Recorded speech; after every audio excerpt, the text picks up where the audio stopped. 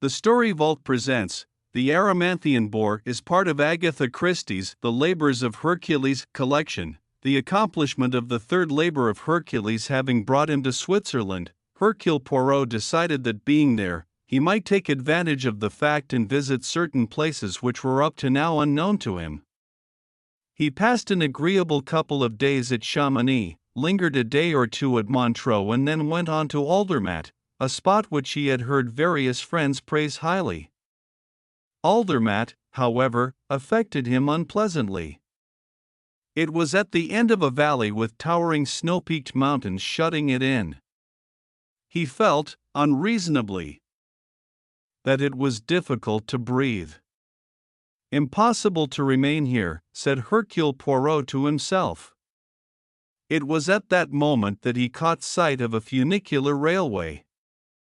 Decidedly, I must mount. The funicular, he discovered, ascended first to Les Avines, then to Corrichet and finally to Rochersnedge, 10,000 feet above sea level. Poirot did not propose mounting as high as all that. Les Avines, he thought, would be quite sufficiently his affair. But here he reckoned without that element of chance which plays so large a part in life. The funicular had started when the conductor approached Poirot and demanded his ticket. After he had inspected it and punched it with a fearsome pair of clippers, he returned it with a bow. At the same time Poirot felt a small wad of paper pressed into his hand with the ticket. The eyebrows of Hercule Poirot rose a little on his forehead. Presently, unostentatiously, without hurrying himself, he smoothed out the wad of paper. It proved to be a hurriedly scribbled note written in pencil. "Impossible," it ran, "to mistake those mustaches. I salute you, my dear colleague. If you are willing, you can be of great assistance to me. You have doubtless read of the affair Sally? The killer, Mariscade, is believed to have a rendezvous with some members of his gang at Rochersnedge, of all places in the world. Of course the whole thing may be a blog, but our information is reliable. There is always someone who squeals, is there not? So keep your eyes open, my friend. Get in touch with Inspector Drouet, who is on the spot. He is a sound man, but he cannot pretend to the brilliance of Hercule Poirot. It is important, my friend, that Mariscade should be taken, and taken alive. He is not a man, he is a wild boar, one of the most dangerous killers alive today. I did not risk speaking to you at Aldermatt as I might have been observed, and you will have a freer hand if you were thought to be a mere tourist. Good hunting. Your old friend, Lamentuel." Thoughtfully, Hercule Poirot caressed his mustaches. Yes, indeed, impossible to mistake the mustaches of Hercule Poirot. Now what was all this? He had read in the papers the details of the affair Sally, the cold-blooded murder of a well-known Parisian bookmaker. The identity of the murderer was known. Mariscade was a member of a well-known racecourse gang. He had been suspected of many other killings, but this time his guilt was proved up to the hilt. He had got away, out of France it was thought, and the police in every country in Europe were on the lookout for him. So Mariscade was said to have a rendezvous at Rochersnedge. Hercule Poirot shook his head slowly. He was puzzled. For Rochersnedge was above the snow line, there was a hotel there, but it communicated with the world only by the funicular, standing as it did on a long narrow ledge overhanging the valley. The hotel opened in June, but there was seldom anyone there until July and August. It was a place ill supplied with entrances and exits. If a man were tracked there, he was caught in a trap. It seemed a fantastic place to choose as the rendezvous of a gang of criminals. And yet, if Lamentuel said his information was reliable, then Lamentuel was probably right. Hercule Poirot respected the Swiss commissaire of police. He knew him as a sound and dependable man. Some reason unknown was bringing Marescot to this meeting place far above civilization. Hercule Poirot sighed. To hunt down a ruthless killer was not his idea of a pleasant holiday. Brain work from an armchair, he reflected, was more in his line. Not to ensnare a wild boar upon a mountainside. A wild boar, that was the term Lamentuel had used. It was certainly an odd coincidence. He murmured to himself, the fourth labor of Hercules, the Erymanthian boar? Quietly. Without ostentation, he took careful stock of his fellow passengers.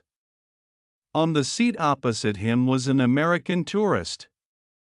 The pattern of his clothes, of his overcoat, the grip he carried, down to his hopeful friendliness and his naive absorption in the scenery, even the guidebook in his hand, all gave him away and proclaimed him a small-town American seeing Europe for the first time. In another minute or two, Poirot judged, he would break into speech.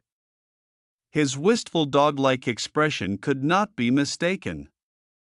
On the other side of the carriage a tall, rather distinguished-looking man with grayish hair and a big curved nose was reading a German book. He had the strong mobile fingers of a musician or a surgeon. Farther away still were three men all of the same type. Men with bowed legs and an indescribable suggestion of horsiness about them. They were playing cards. Presently, perhaps, they would suggest a stranger cutting in on the game. At first, the stranger would win. Afterwards, the luck would run the other way. Nothing very unusual about the three men. The only thing that was unusual was the place where they were. One might have seen them in any train on the way to a race meeting, or on an unimportant liner. But in an almost empty funicular, no. There was one other occupant of the carriage, a woman. She was tall and dark. It was a beautiful face, a face that might have expressed a whole gamut of emotion, but which instead was frozen into a strange inexpressiveness. She looked at no one, staring out at the valley below. Presently, as Poirot had expected, the American began to talk. His name, he said, was Schwartz. It was his first visit to Europe. The scenery, he said, was just grand. He'd been very deeply impressed by the castle of Chillon. He didn't think much of Paris as a city, overrated. He'd been to the Folies Bergers and the Louvre and Notre Dame, and he'd noticed that none of these restaurants and cafes could play hot jazz properly. The Champs-Élysées, he thought, was pretty good, and he liked the fountains especially when they were floodlit. Nobody got out at Les Avines or at Corrichet. It was clear that everyone in the funicular was going up to Rocher's Nedge. Mr. Schwartz explained his own reasons. He had always wished, he said, to be high up among snow mountains. 10,000 feet was pretty good. He'd heard that you couldn't boil an egg properly when you were as high up as that. In the innocent friendliness of his heart, Mr. Schwartz endeavored to draw the tall, gray-haired man on the other side of the carriage into the conversation, but the latter merely stared at him coldly over his pince-nez and returned to the perusal of his book. Mr. Schwartz then offered to exchange places with the dark lady. She would get a better view, he explained. It was doubtful whether she understood English. Anyway, she merely shook her head and shrank closer into the fur collar of her coat. Mr. Schwartz murmured to Poirot. Seems kind of wrong to see a woman traveling about alone with no one to see to things for her. A woman needs a lot of looking after when she's traveling. Remembering certain American women he had met on the continent, Hercule Poirot agreed. Mr. Schwartz sighed. He found the world unfriendly. And surely, his brown eyes said expressively, there's no harm in a little friendliness all round? To be received by a hotel manager correctly garbed in frock coat and patent leather shoes seemed somehow ludicrous in this out-of-the-world, or rather above-the-world, spot. The manager was a big handsome man, with an important manner. He was very apologetic. So early in the season. The hot water system was out of order. Things were hardly in running order. Naturally, he would do everything he could. Not a full staff yet.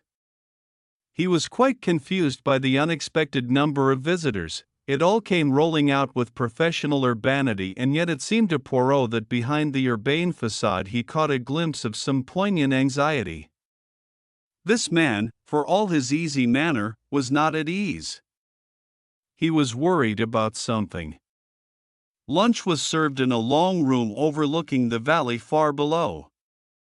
The solitary waiter, addressed as Gustave, was skillful and adroit. He darted here and there, advising on the menu, whipping out his wine list.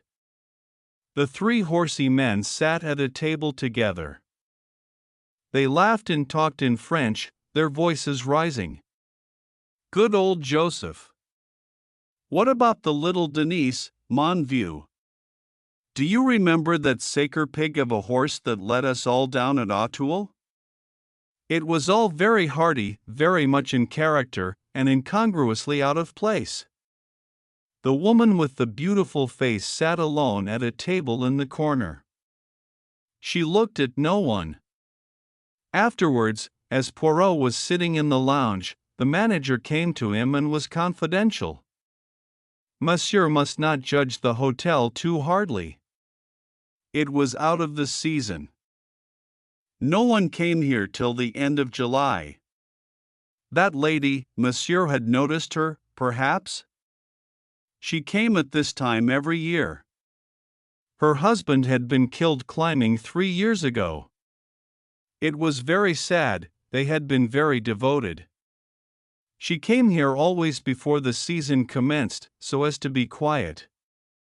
It was a sacred pilgrimage. The elderly gentleman was a famous doctor. Dr. Karl Lutz, from Vienna. He had come here, so he said, for quiet and repose.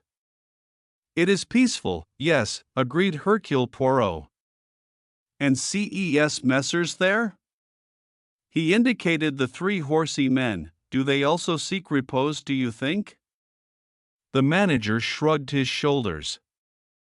Again there appeared in his eyes that worried look. He said vaguely, the tourists, they wish always a new experience. The altitude, that alone is a new sensation. It was not, Poirot thought, a very pleasant sensation. He was conscious of his own rapidly beating heart. The lines of a nursery rhyme ran idiotically through his mind. Up above the world so high. Like a tea tray in the sky. Schwartz came into the lounge. His eyes brightened when he saw Poirot. He came over to him at once. I've been talking to that doctor. He speaks English after a fashion. He's a Jew, been turned out of Austria by the Nazis. Say, I guess those people are just crazy. This Dr. Lutz was quite a big man, I gather, nerve specialist, psychoanalysis, that kind of stuff. His eyes went to where the tall woman was looking out of a window at remorseless mountains. He lowered his voice. I got her name from the waiter. She's a Madame Grandier. Her husband was killed climbing. That's why she comes here. I sort of feel, don't you, that we ought to do something about it, try to take her out of herself? Hercule Poirot said, if I were you I should not attempt it. But the friendliness of Mr. Schwartz was indefatigable. Poirot saw him make his overtures, saw the remorseless way in which they were rebuffed. The two stood together for a minute silhouetted against the light. The woman was taller than Schwartz. Her head was thrown back and her expression was cold and forbidding. He did not hear what she said, but Schwartz came back looking crestfallen. Nothing doing, he said. He added wistfully, seems to me that as we're all human beings together there's no reason we shouldn't be friendly to one another. Don't you agree, mister, I don't know your name? My name, said Poirot, is Poirier. He added, I am a silk merchant from Lyons.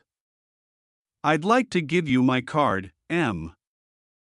Poirier, and if ever you come to Fountain Springs you'll be sure of a welcome. Poirot accepted the card, clapped his hand to his own pocket, murmured, Alas, I have not a card on me at the moment. That night, when he went to bed, Poirot read through Lementuel's letter carefully before replacing it, neatly folded, in his wallet. As he got into bed he said to himself, It is curious, I wonder if… Gustave the waiter brought Hercule Poirot his breakfast of coffee and rolls. He was apologetic over the coffee. Monsieur comprehends, does he not, that at this altitude it is impossible to have the coffee really hot? Lamentably, it boils too soon. Poirot murmured, One must accept these vagaries of nature's with fortitude. Gustave murmured, Monsieur is a philosopher. He went to the door, but instead of leaving the room, he took one quick look outside, then shut the door again and returned to the bedside. He said, Hercule Poirot? I am Drouet, Inspector of Police. Ah, said Poirot, I had already suspected as much. Drouet lowered his voice. Poirot, something very grave has occurred. There has been an accident to the funicular. An accident? Poirot sat up. What kind of an accident? Nobody has been injured. It happened in the night. It was occasioned, perhaps, by natural causes, a small avalanche that swept down boulders and rocks. But it is possible that there was human agency at work. One does not know. In any case, the result is that it will take many days to repair and that in the meantime we are cut off up here. So early in the season, when the snow is still heavy, it is impossible to communicate with the valley below. Hercule Poirot sat up in bed. He said softly, That is very interesting. The inspector nodded. Yes, he said. It shows that our commissaire's information was correct. Marescot has a rendezvous here. And he has made sure that that rendezvous shall not be interrupted. Hercule Poirot cried impatiently, But it is fantastic. I agree. Inspector Drouet threw up his hands. It does not make the common sense, but there it is. This Marescot, is a fantastic creature. Myself, he nodded, I think he is mad. Poirot said, A madman and a murderer. Drouet said dryly, It is not amusing, I agree. Poirot said slowly, But if he has a rendezvous here, on this ledge of snow high above the world, then it also follows that Marescot himself is here already, since communications are now cut. Drouet said quietly, I know. Both men were silent for a minute or two. Then Poirot asked, Dr. Lutz? Can he be Marescot? Drouet shook his head. I do not think so. There is a real Dr. Lutz, I have seen his pictures in the papers, a distinguished and well-known man. This man resembles these photographs closely, Poirot murmured. If Marescot is an artist in disguise, he might play the part successfully. Yes, but is he? I never heard of him as an expert in disguise. He has not the guile and cunning of the serpent. He is a wild boar, ferocious, terrible, who charges in blind fury. Poirot said, All the same. Drouet agreed quickly. Ah yes, he is a fugitive from justice. Therefore he is forced to dissemble. So in fact he must be, more or less disguised. You have his description? The other shrugged his shoulders. Roughly only. The official Bertillon photograph and measurements were to have been sent up to me today, I know only that he is a man of 30-odd, of a little over medium height and of dark complexion. No distinguishing marks. Poirot shrugged his shoulders. That could apply to anybody. What about the American, Schwartz? I was going to ask you that. You have spoken with him, and you have lived, I think, much with the English and the Americans. To a casual glance, he appears to be the normal traveling American. His passport is in order. It is perhaps strange that he should elect to come here, but Americans when traveling are quite incalculable. What do you think yourself? Hercule Poirot shook his head in perplexity. He said, on the surface, at any rate, he appears to be a harmless, slightly over-friendly man. He might be a bore, but it seems difficult to regard him as a danger. He went on, but there are 3 more visitors here. The inspector nodded, his face suddenly eager. Yes, and they are the type we are looking for. I'll take my oath, Emma Poirot, that those 3 men are at any rate members of Marescot's gang. They're racecourse toughs if I ever saw them. And one of the 3 may be Marescot himself. Hercule Poirot reflected. He recalled the 3 faces. One was a broad face with overhanging brows and a fat jowl, a hoggish, bestial face. One was lean and thin with a sharp narrow face and cold eyes. The third man was a pasty-faced fellow with a slight dandiacal air. Yes, one of the 3 might well be Marescot, but if so, the question came insistently, why? Why should Marescot and 2 members of his gang journey together and ascend into a rat trap on a mountainside? A meeting surely could be arranged in safer and less fantastic surroundings, in a cafe, in a railway station, in a crowded cinema, in a public park, somewhere where there were exits in plenty, not here far above the world in a wilderness of snow. Something of this he tried to convey to Inspector Drouet, and the latter agreed readily enough. But yes, it is fantastic, it does not make sense. If it is a rendezvous, why do they travel together? No, indeed, it does not make sense. Drouet said, his face worried. In that case, we have to examine a second supposition. These 3 men are members of Marescot's gang and they have come here to meet Marescot himself. Who then is Marescot? Poirot asked. What about the staff of the hotel? Drouet shrugged his shoulders. There is no staff to speak of. There is an old woman who cooks, there is her old husband Jacques. They have been here for 50 years, I should think. There is the waiter whose place I have taken, that is all what Poirot said. The manager, he knows of course who you are? Naturally. It needed his cooperation. Has it struck you, said Hercule Poirot, that he looks worried? The remark seemed to strike Drouet. He said thoughtfully, yes, that is true. It may be that it is merely the anxiety of being involved in police proceedings, but you think it may be more than that? You think that he may know something? It occurred to me. That is all. Drouet said somberly, I wonder. He paused and then went on, could one get it out of him, do you think? Poirot shook his head doubtfully. He said, it would be better, I think, not to let him know of our suspicions. Keep your eye on him, that is all. Drouet nodded. He turned towards the door. You've no suggestions, M. Poirot? I know your reputation. We have heard of you in this country of ours. Poirot said perplexedly, for the moment I can suggest nothing.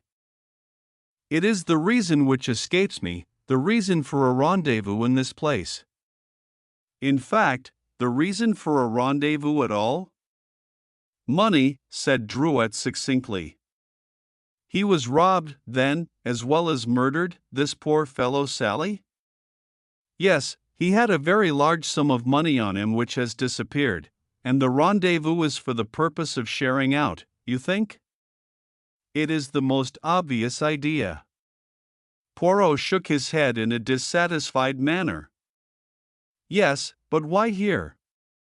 He went on slowly, the worst place possible for a rendezvous of criminals. But it is a place, this, where one might come to meet a woman. Drouet took a step forward eagerly. He said excitedly, "You think dash?" "I think," said Poirot, "that Madame Grandier is a very beautiful woman. I think that anyone might well mount 10,000 feet for her sake, that is, if she had suggested such a thing." "You know," said Drouet, "that's interesting. I never thought of her in connection with the case. After all, she's been to this place several years running." Poirot said gently, "Yes, and therefore her presence would not cause comment." "It would be a reason, would it not, why Rocher's Ned should have been the spot selected?" Drouet said excitedly, "You've had an idea, M. Poirot." "I'll look into that angle." The day passed without incident. Fortunately, the hotel was well provisioned. The manager explained that there need be no anxiety. Supplies were assured. Hercule Poirot endeavored to get into conversation with Dr. Karl Lutz and was rebuffed.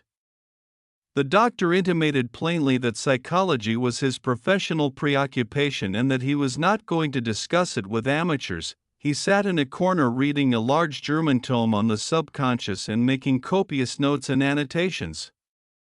Hercule Poirot went outside and wandered aimlessly round to the kitchen premises. There he entered into conversation with the old man Jacques, who was surly and suspicious. His wife, the cook, was more forthcoming. Fortunately, she explained to Poirot, there was a large reserve of tinned food, but she herself thought little of food in tins. It was wickedly expensive, and what nourishment could there be in it? The good God had never intended people to live out of tins. The conversation came round to the subject of the hotel staff. Early in July the chambermaids and the extra waiters arrived. But for the next 3 weeks, there would be nobody or next to nobody. Mostly people who came up and had lunch and then went back again. She and Jacques and one waiter could manage that easily. Poirot asked, "There was already a waiter here before Gustave came." "Was there not?" "But yes, indeed, a poor kind of a waiter. No skill, no experience. No class at all." "How long was he here before Gustave replaced him?" "A few days only, the inside of a week." "Naturally he was dismissed." "We were not surprised." "It was bound to come," Poirot murmured. "He did not complain unduly?" "Ah no, he went quietly enough." After all, what could he expect? This is a hotel of good class. One must have proper service here. Poirot nodded. He asked, "Where did he go?" "That Robert, you mean?" She shrugged her shoulders. "Doubtless back to the obscure café he came from." "He went down in the funicular?" She looked at him curiously. "Naturally." "Monsieur, what other way is there to go?" Poirot asked, "Did anyone see him go?" They both stared at him. "Ah! Do you think it likely that one goes to see off an animal like that one gives him the grand farewell?" "One has one's own affairs to occupy one." "Precisely," said Hercule Poirot. He walked slowly away, staring up as he did so at the building above him. A large hotel, with only one wing open at present. In the other wings were many rooms, closed and shuttered, where no one was likely to enter. He came round the corner of the hotel and nearly ran into one of the 3 card-playing men. It was the one with the pasty face and pale eyes. the eyes looked at Poirot without expression. Only the lips curled back a little, showing the teeth like a vicious horse. Poirot passed him and went on. There was a figure ahead of him, the tall, graceful figure of Madame Grandier. He hastened his pace a little and caught her up. He said, "This accident to the funicular, it is distressing. I hope, madam, that it has not inconvenienced you?" She said, "It is a matter of indifference to me." Her voice was very deep, a full contralto. She did not look at Poirot. She swerved aside and went into the hotel by a small side door. Hercule Poirot went to bed early. He was awakened some time after midnight. Someone was fumbling with the lock of the door. He sat up, putting on the light. At the same moment the lock yielded to manipulation and the door swung open. 3 men stood there, the 3 card-playing men. They were, Poirot thought, slightly drunk. Their faces were foolish and yet malevolent. He saw the gleam of a razor blade. The big thick-set man advanced. He spoke in a growling voice. "Sacred pig of a detective! Bah!" He burst into a torrent of profanity. The 3 of them advanced purposefully on the defenseless man in the bed. "We'll carve him up, boys." Little horses? We'll slash Monsieur Detective's face open for him. He won't be the first one tonight." They came on, steady, purposeful, the razor blades flashed. And then, startling in its crisp transatlantic tones, a voice said, "Stick 'em up." They swerved round. Schwartz, dressed in a peculiarly vivid set of striped pajamas, stood in the doorway. In his hand he held an automatic. "Stick 'em up, guys. I'm pretty good at shooting." He pressed the trigger, and a bullet sang past the big man's ear and buried itself in the woodwork of the window. Hercule Poirot was out of bed in a flash. He collected the gleaming weapons and passed his hands over the 3 men's bodies to make sure they were not armed. Schwartz said, "Now then, march. There's a big cupboard just along the corridor.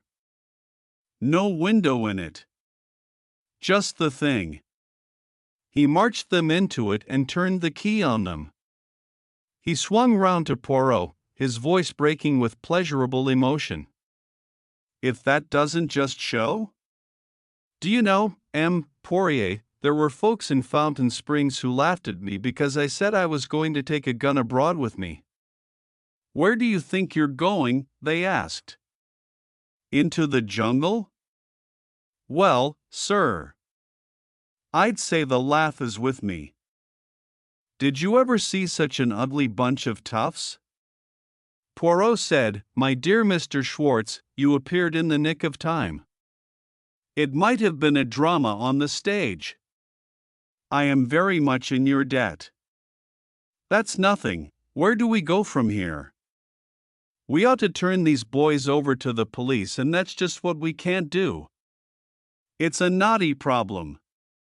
Maybe we'd better consult the manager." Hercule Poirot said, The manager. "I think first we will consult the waiter, Gustave, alias Inspector Drouet." "But yes, the waiter Gustave is really a detective." Schwartz stared at him. "So that's why they did it?" "That is why. Who did what?" "This bunch of crooks got to you second on the list. They'd already carved up Gustave." "What?" "Come with me. The doc's busy on him now." Drouet's room was a small one on the top floor. Dr. Lutz, in a dressing gown, was busy bandaging the injured man's face. He turned his head as they entered. "Ah! It is you, Mr. Schwartz? A nasty business, this. What butchers! What inhuman monsters! Druitt lay still, moaning faintly. Schwartz asked, "Is he in danger?" "He will not die if that is what you mean." "But he must not speak, there must be no excitement." "I have dressed the wounds, there will be no risk of septicemia." 3 pairs of hands were raised rapidly. Schwartz said, "Can I trouble you, Amu Poirier?" The 3 men left the room together. Schwartz said to Poirot, "Did you say Gustave was a police officer?" Hercule Poirot nodded. "But what was he doing up at Rocher's Nez?" "He was engaged in tracking down a very dangerous criminal." In a few words Poirot explained the situation. Dr. Lutz said, "Mariscade? I read about the case in the paper. I should much like to meet that man. There is some deep abnormality there. I should like to know the particulars of his childhood." "For myself," said Hercule Poirot, "I should like to know exactly where he is at this minute." Schwartz said, "Isn't he one of the 3 we locked in the cupboard?" Poirot said in a dissatisfied voice, "It is possible, yes. But me, I am not sure. I have an idea." She broke off, staring down at the carpet. It was of a light buff color and there were marks on it of a deep rusty brown. Hercule Poirot said, "Footsteps, footsteps that have trodden, I think, in blood, and they lead from the unused wing of the hotel. Come, we must be quick." They followed him, through a swing door and along a dim, dusty corridor. They turned the corner of it, still following the marks on the carpet until the tracks led them to a half-open doorway. Poirot pushed the door open and entered. He uttered a sharp, horrified exclamation. The room was a bedroom. The bed had been slept in and there was a tray of food on the table. In the middle of the floor lay the body of a man. He was of just over middle height and he had been attacked with savage and unbelievable ferocity. There were a dozen wounds on his arms and chest, and his head and face had been battered almost to a pulp. Schwartz gave a half-stifled exclamation and turned away looking as though he might be sick. Dr. Lutz uttered a horrified exclamation in German. Schwartz said faintly, "Who is this guy? Does anyone know?" "I fancy," said Poirot, "that he was known here as Robert, a rather unskillful waiter." Lutz had gone nearer, bending over the body. He pointed with a finger. There was a paper pinned to the dead man's breast. It had some words scrawled on it in ink. "Mariscade will kill no more, nor will he rob his friends." Schwartz ejaculated, "Mariscade? So this is Mariscade. But what brought him up here to this out-of-the-way spot? And why do you say his name is Robert?" Poirot said, "He was here masquerading as a waiter, and by all accounts he was a very bad waiter. So bad that no one was surprised when he was given the sack. He left, presumably to return to Andermatt. But nobody saw him go." Lutz said in his low rumbling voice, "So, and what do you think happened?" Poirot replied, "I think we have here the explanation of a certain worried expression on the hotel manager's face. Mariscade must have offered him a big bribe to allow him to remain hidden in the unused part of the hotel." He added thoughtfully, "But the manager was not happy about it." "Oh no, he was not happy at all, and Mariscade continued to live in this unused wing with no one but the manager knowing about it?" "So it seems. It would be quite possible, you know," Dr. Lutz said. "And why was he killed?" "And who killed him?" Schwartz cried, "That's easy. He was to share out the money with his gang. He didn't. He double-crossed them. He came here, to this out-of-the-way place, to lie low for a while. He thought it was the last place in the world they'd ever think of. He was wrong. Somehow or other they got wise to it and followed him. He touched the dead body with the tip of his shoe. And they settled his account like this. Hercule Poirot murmured, "Yes, it was not quite the kind of rendezvous we thought," Dr. Lutz said irritably. "These hows and whys may be very interesting, but I am concerned with our present position. Here we have a dead man. I have a sick man on my hands and a limited amount of medical supplies. And we are cut off from the world. For how long?" Schwartz added, "And we've got 3 murderers locked in a cupboard." "It's what I'd call kind of an interesting situation," Dr. Lutz said. "What do we do?" Poirot said, "First, we get hold of the manager. He is not a criminal, that one, only a man who was greedy for money. He is a coward, too. He will do everything we tell him. My good friend Jacques, or his wife, will perhaps provide some cord. Our 3 miscreants must be placed where we can guard them in safety until the day when help comes. I think that Mr. Schwartz's automatic will be effective in carrying out any plans we may make." Dr. Lutz said, "And I? What do I do?" "You, doctor," said Poirot gravely, "will do all you can for your patient. The rest of us will employ ceaseless vigilance, and wait. There is nothing else we can do." It was 3 days later that a little party of men appeared in front of the hotel in the early hours of the morning. It was Hercule Poirot who opened the front door to them with a flourish. "Welcome, mon vieux." Monsieur Lementoul, commissaire of police, seized Poirot by both hands. "Ah, my friend, with what emotion I greet you. What stupendous events, what emotions you have passed through. And we below.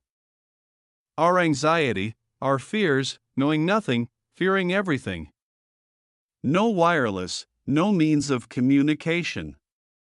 To heliograph, that was indeed a stroke of genius on your part." "No, no," Poirot endeavored to look modest. "After all, when the inventions of man fail, one falls back upon nature. There is always the sun in the sky." The little party filed into the hotel. Lementoul said, "We are not expected?"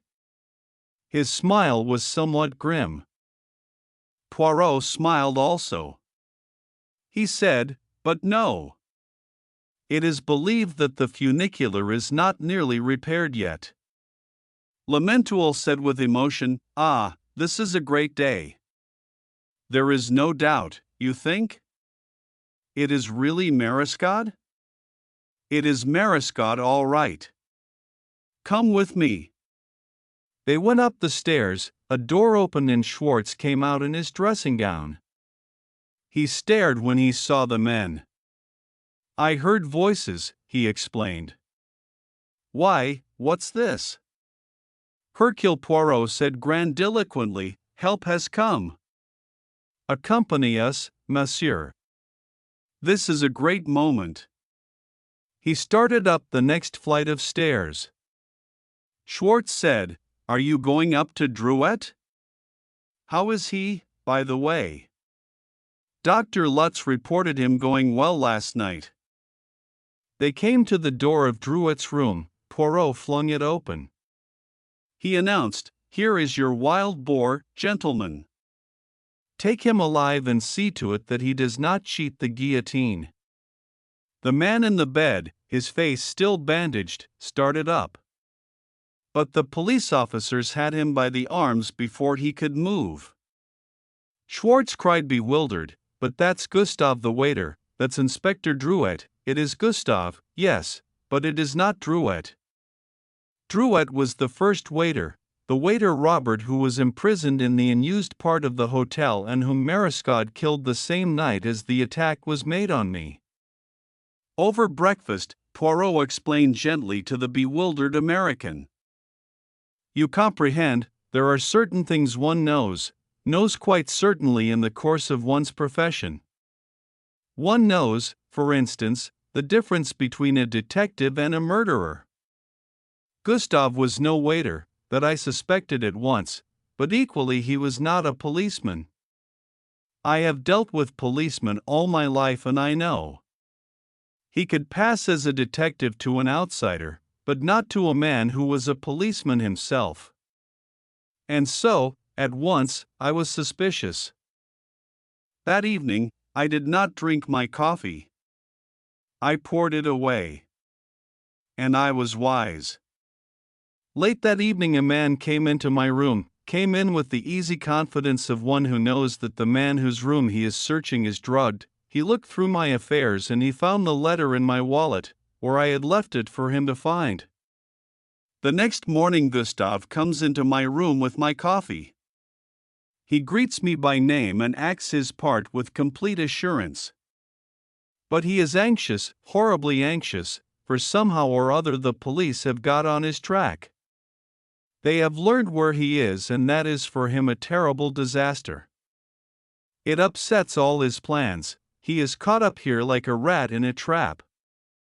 Schwartz said, "The damn fool thing was ever to come here." Why did he? Poirot said gravely, "It is not so foolish as you think."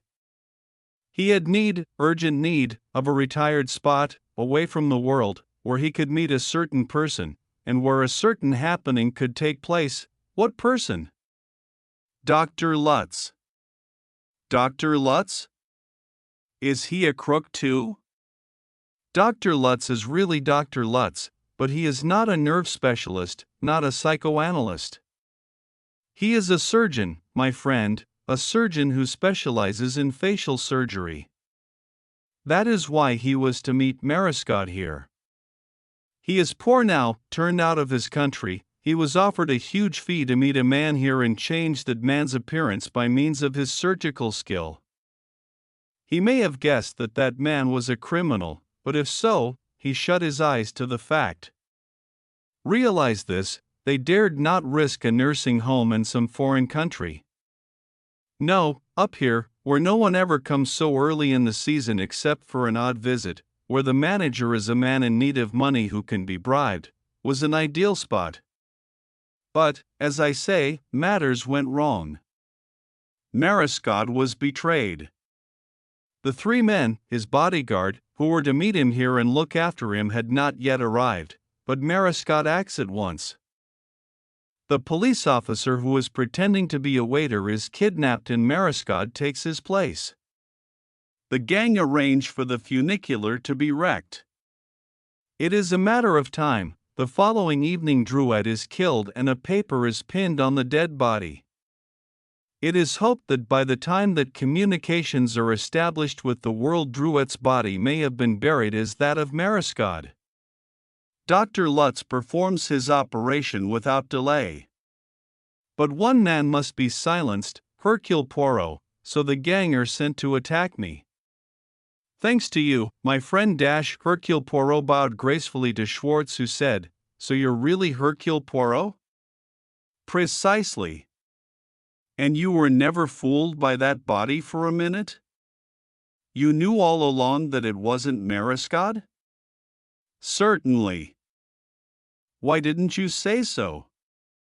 Hercule Poirot's face was suddenly stern.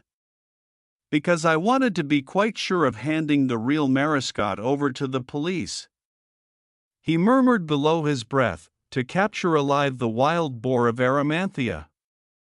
The Augean Stables is part of Agatha Christie's The Labors of Hercules series, where each story parallels one of the 12 labors of the mythological hero Hercules.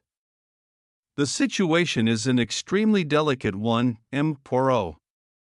A faint smile flitted across Hercule Poirot's lips. He almost replied, "It always is." Instead, he composed his face and put on what might be described as a bedside manner of extreme discretion. Sir George Conway proceeded weightily. Phrases fell easily from his lips: the extreme delicacy of the government's position, the interests of the public, the solidarity of the party, the necessity of presenting a united front, the power of the press, the welfare of the country.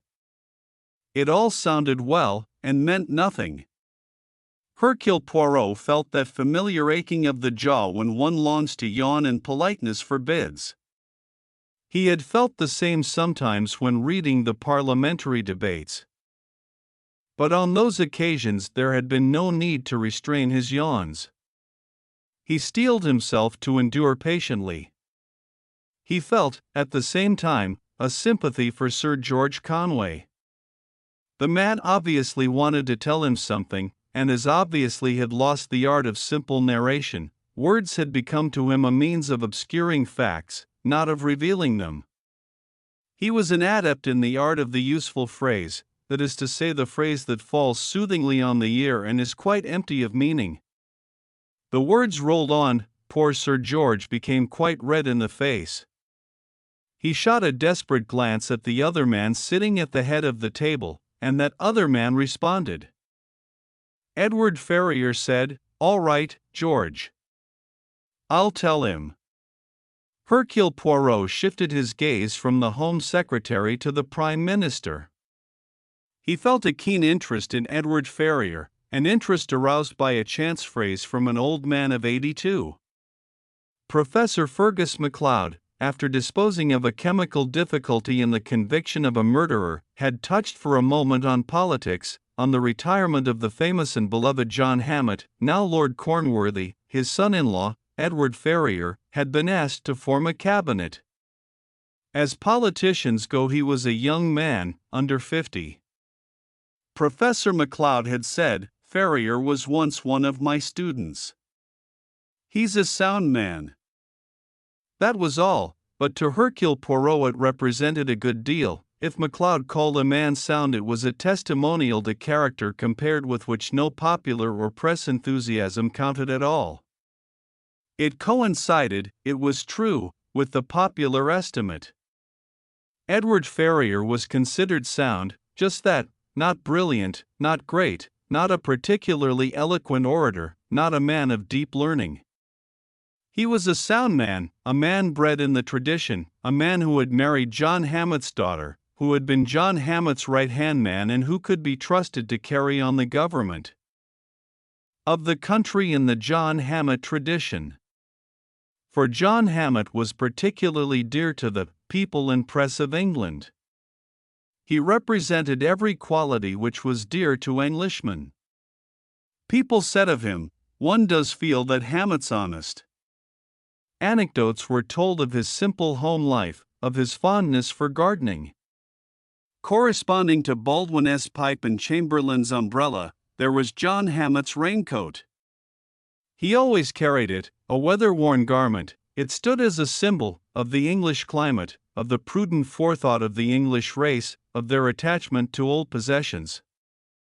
Moreover, in his bluff British way, John Hammett was an orator.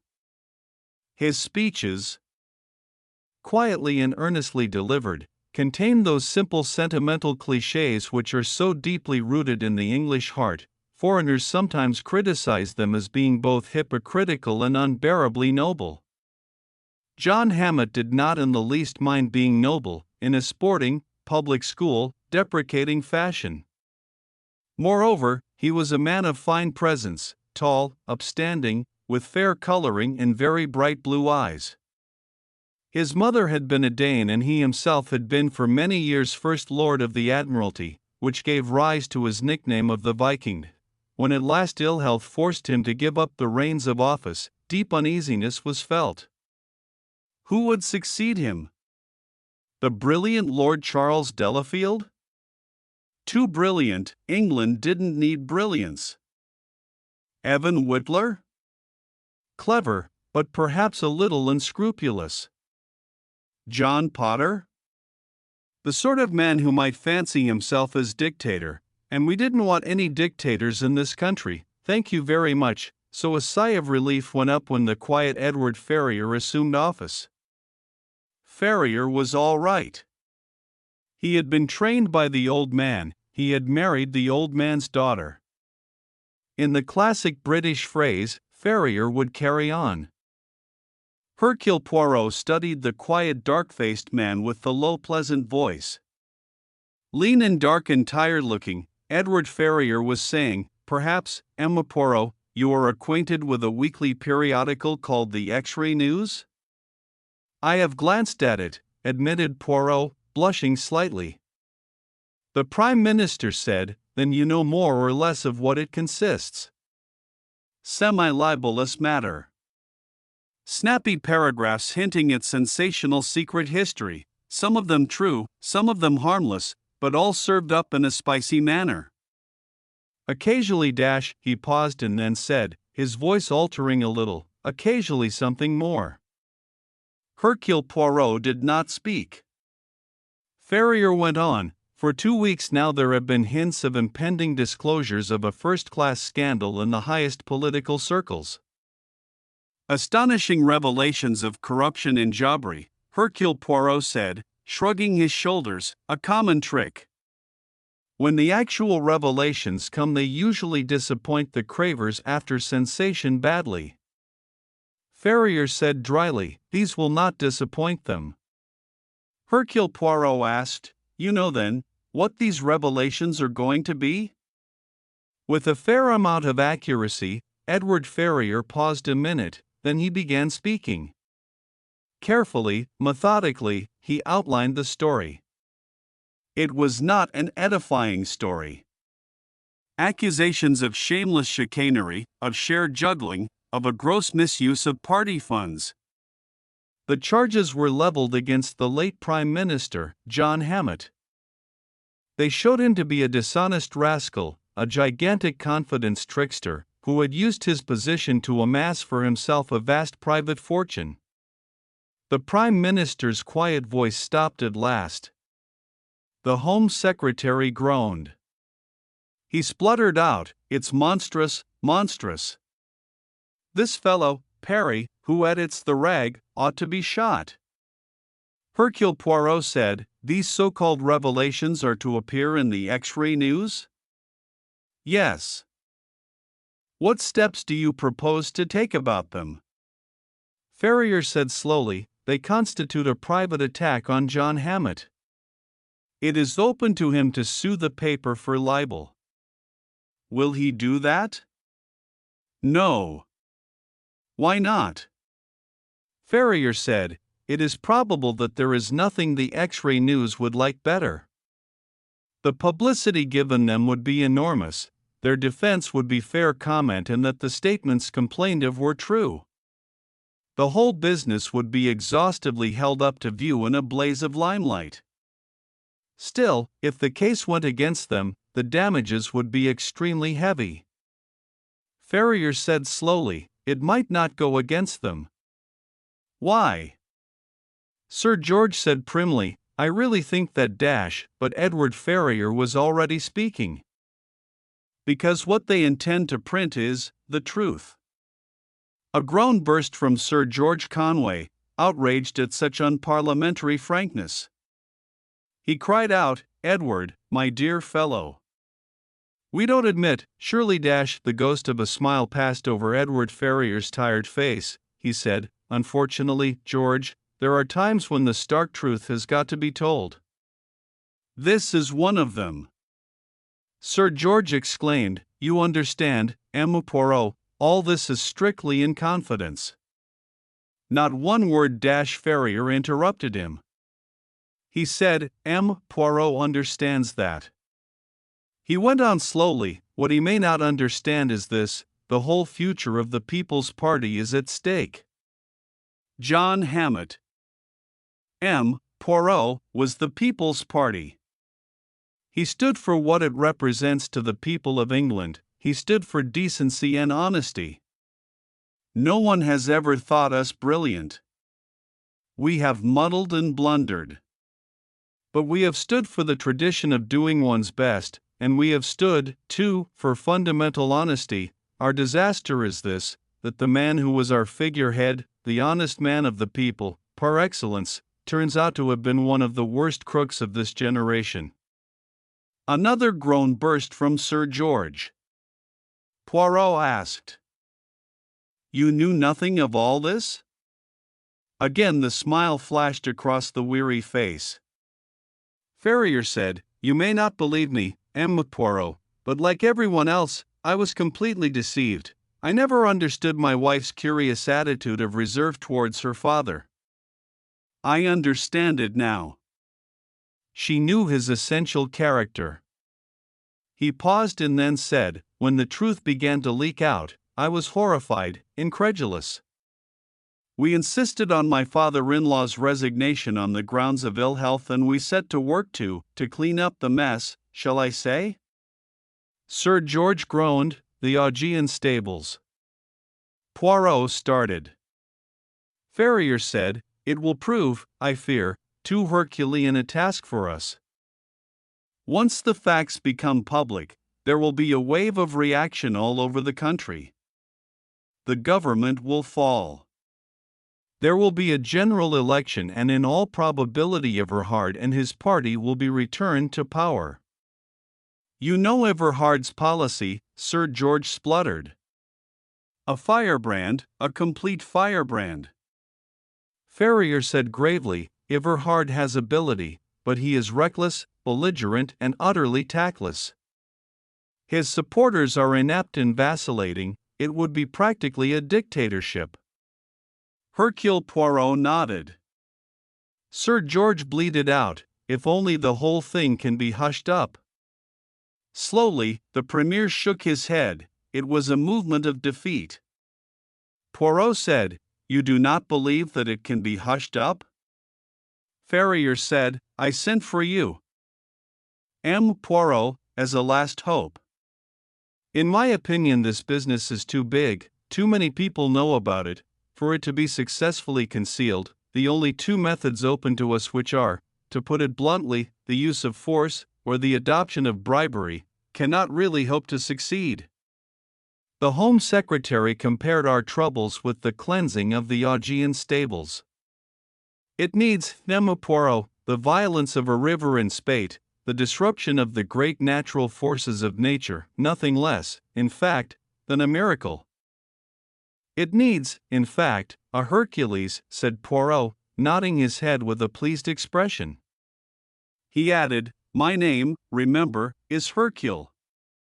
Edward Ferrier said, can you perform miracles, M. Poirot? It is why you sent for me, is it not? Because you thought that I might?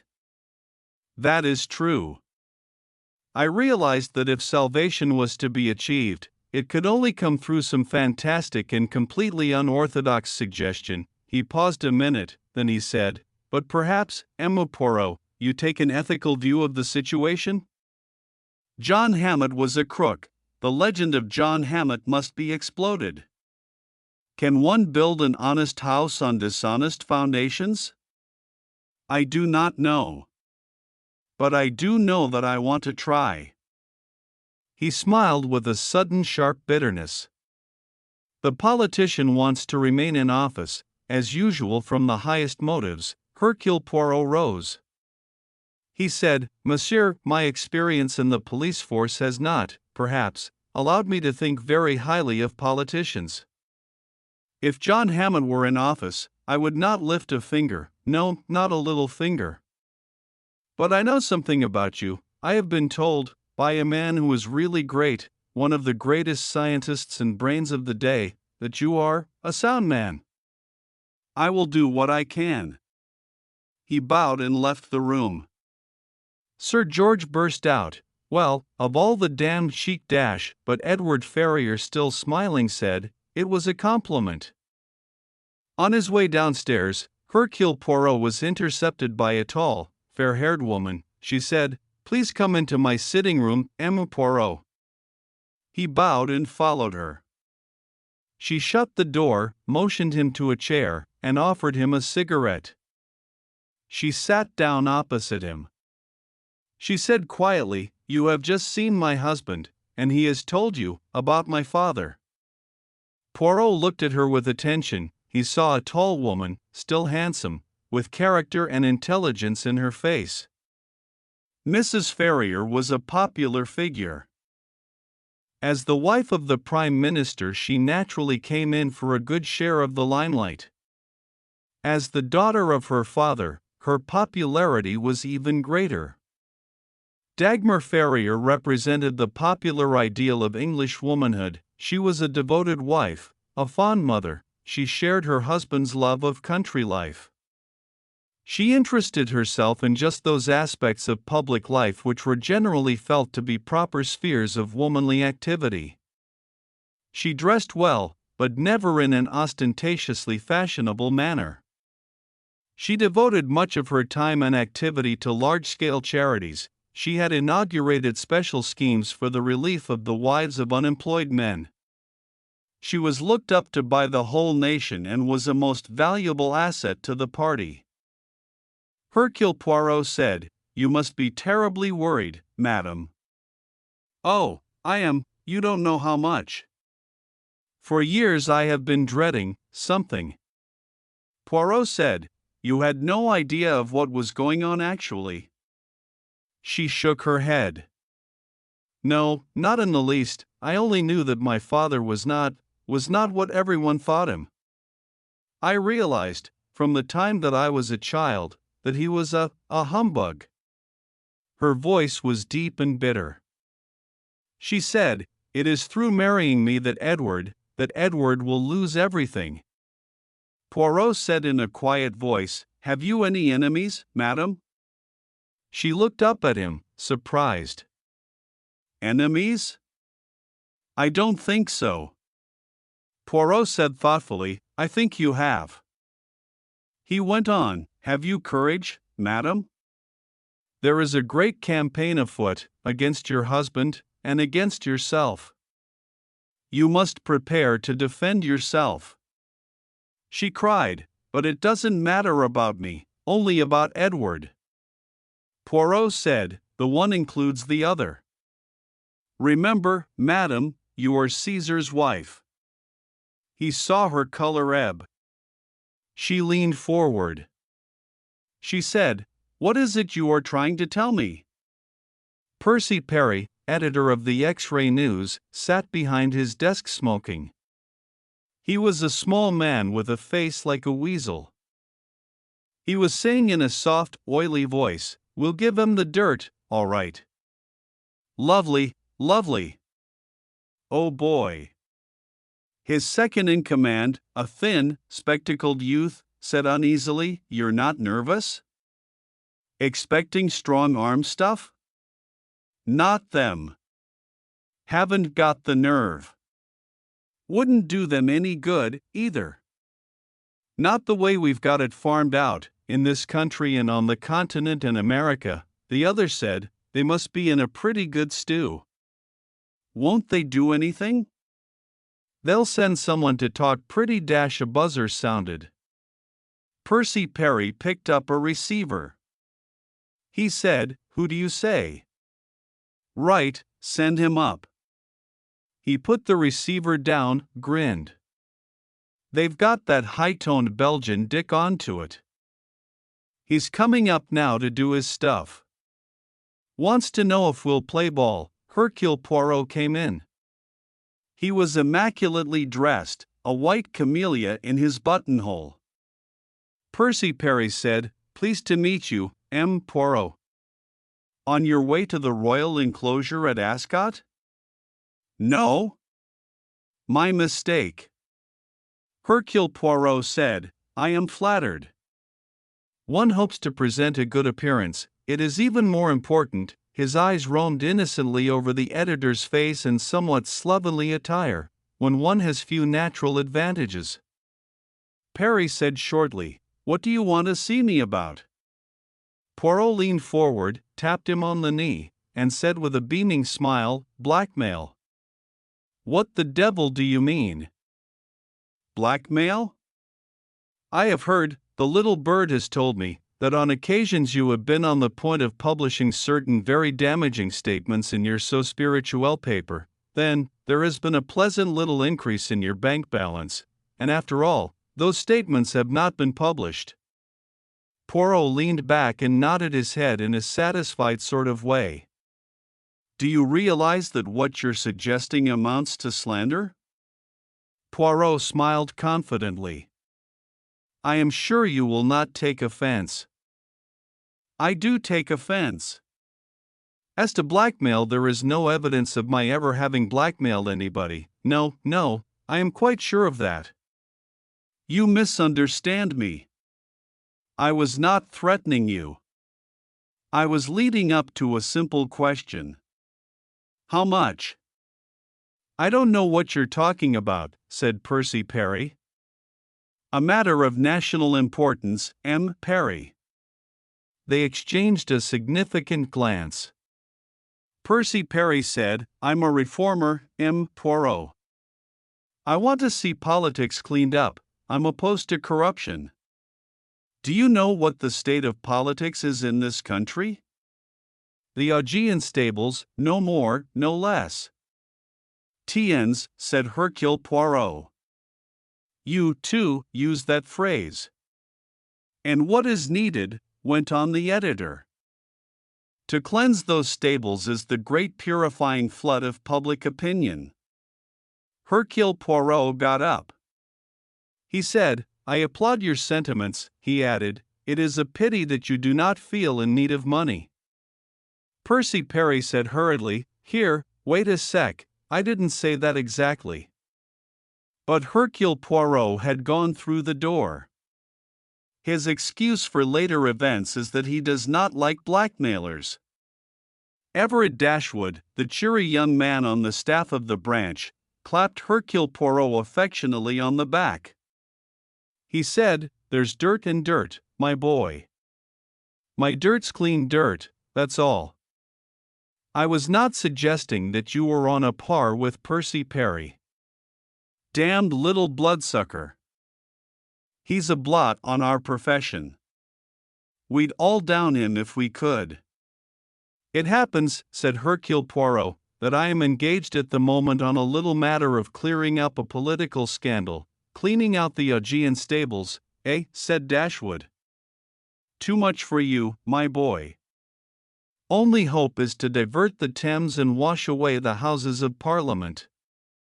You are cynical, said Hercule Poirot, shaking his head. I know the world, that's all. Poirot said, you, I think, are just the man I seek.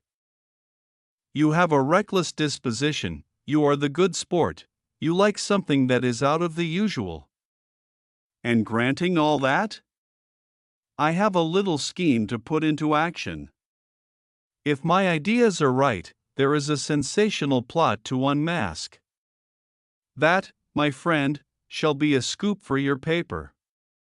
Can do, said Dashwood cheerfully.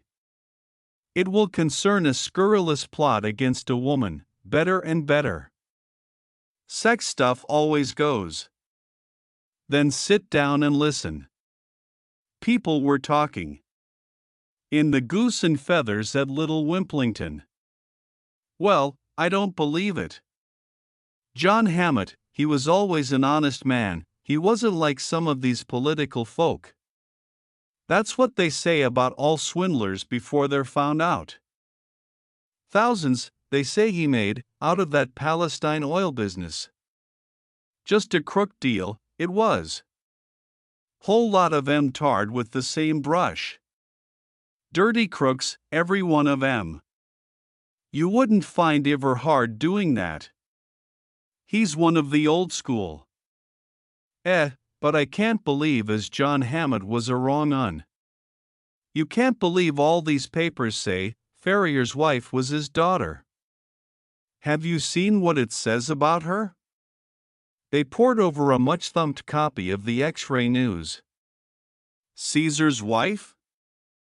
We hear that a certain highly placed political lady was seen in very strange surroundings the other day. Complete with her gigolo. Oh, Dagmar, how could you be so naughty? A rustic voice said slowly, Mrs. Ferrier's not that kind. Gigolo? That's one of these Dago skunks. Another voice said, you never can tell with women. The whole bunch of 'em wrong uns if you ask me. People were talking. But, darling, I believe it's absolutely true, Naomi had it from Paul and he had it from Andy. She's absolutely depraved.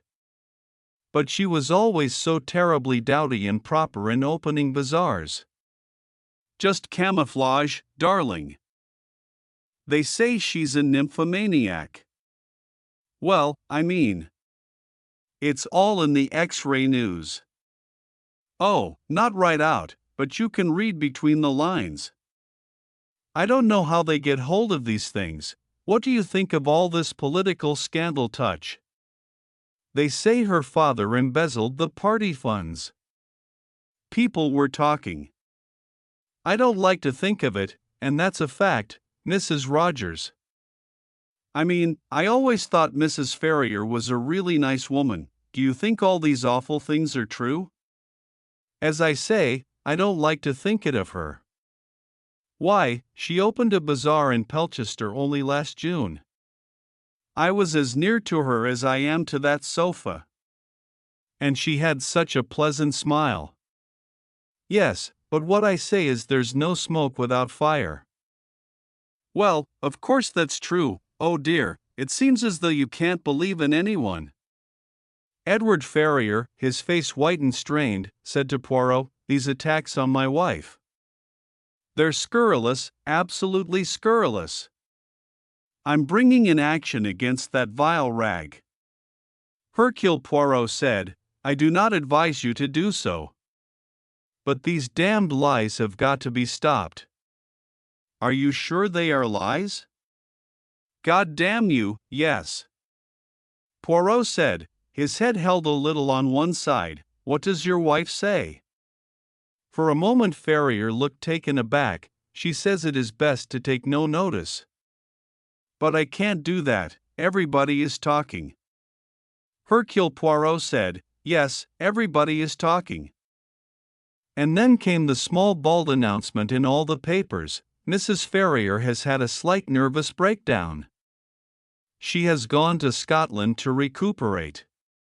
Conjectures, rumors, positive information that Mrs. Ferrier was not in Scotland, had never been to Scotland, stories, scandalous stories, of where Mrs. Ferrier really was.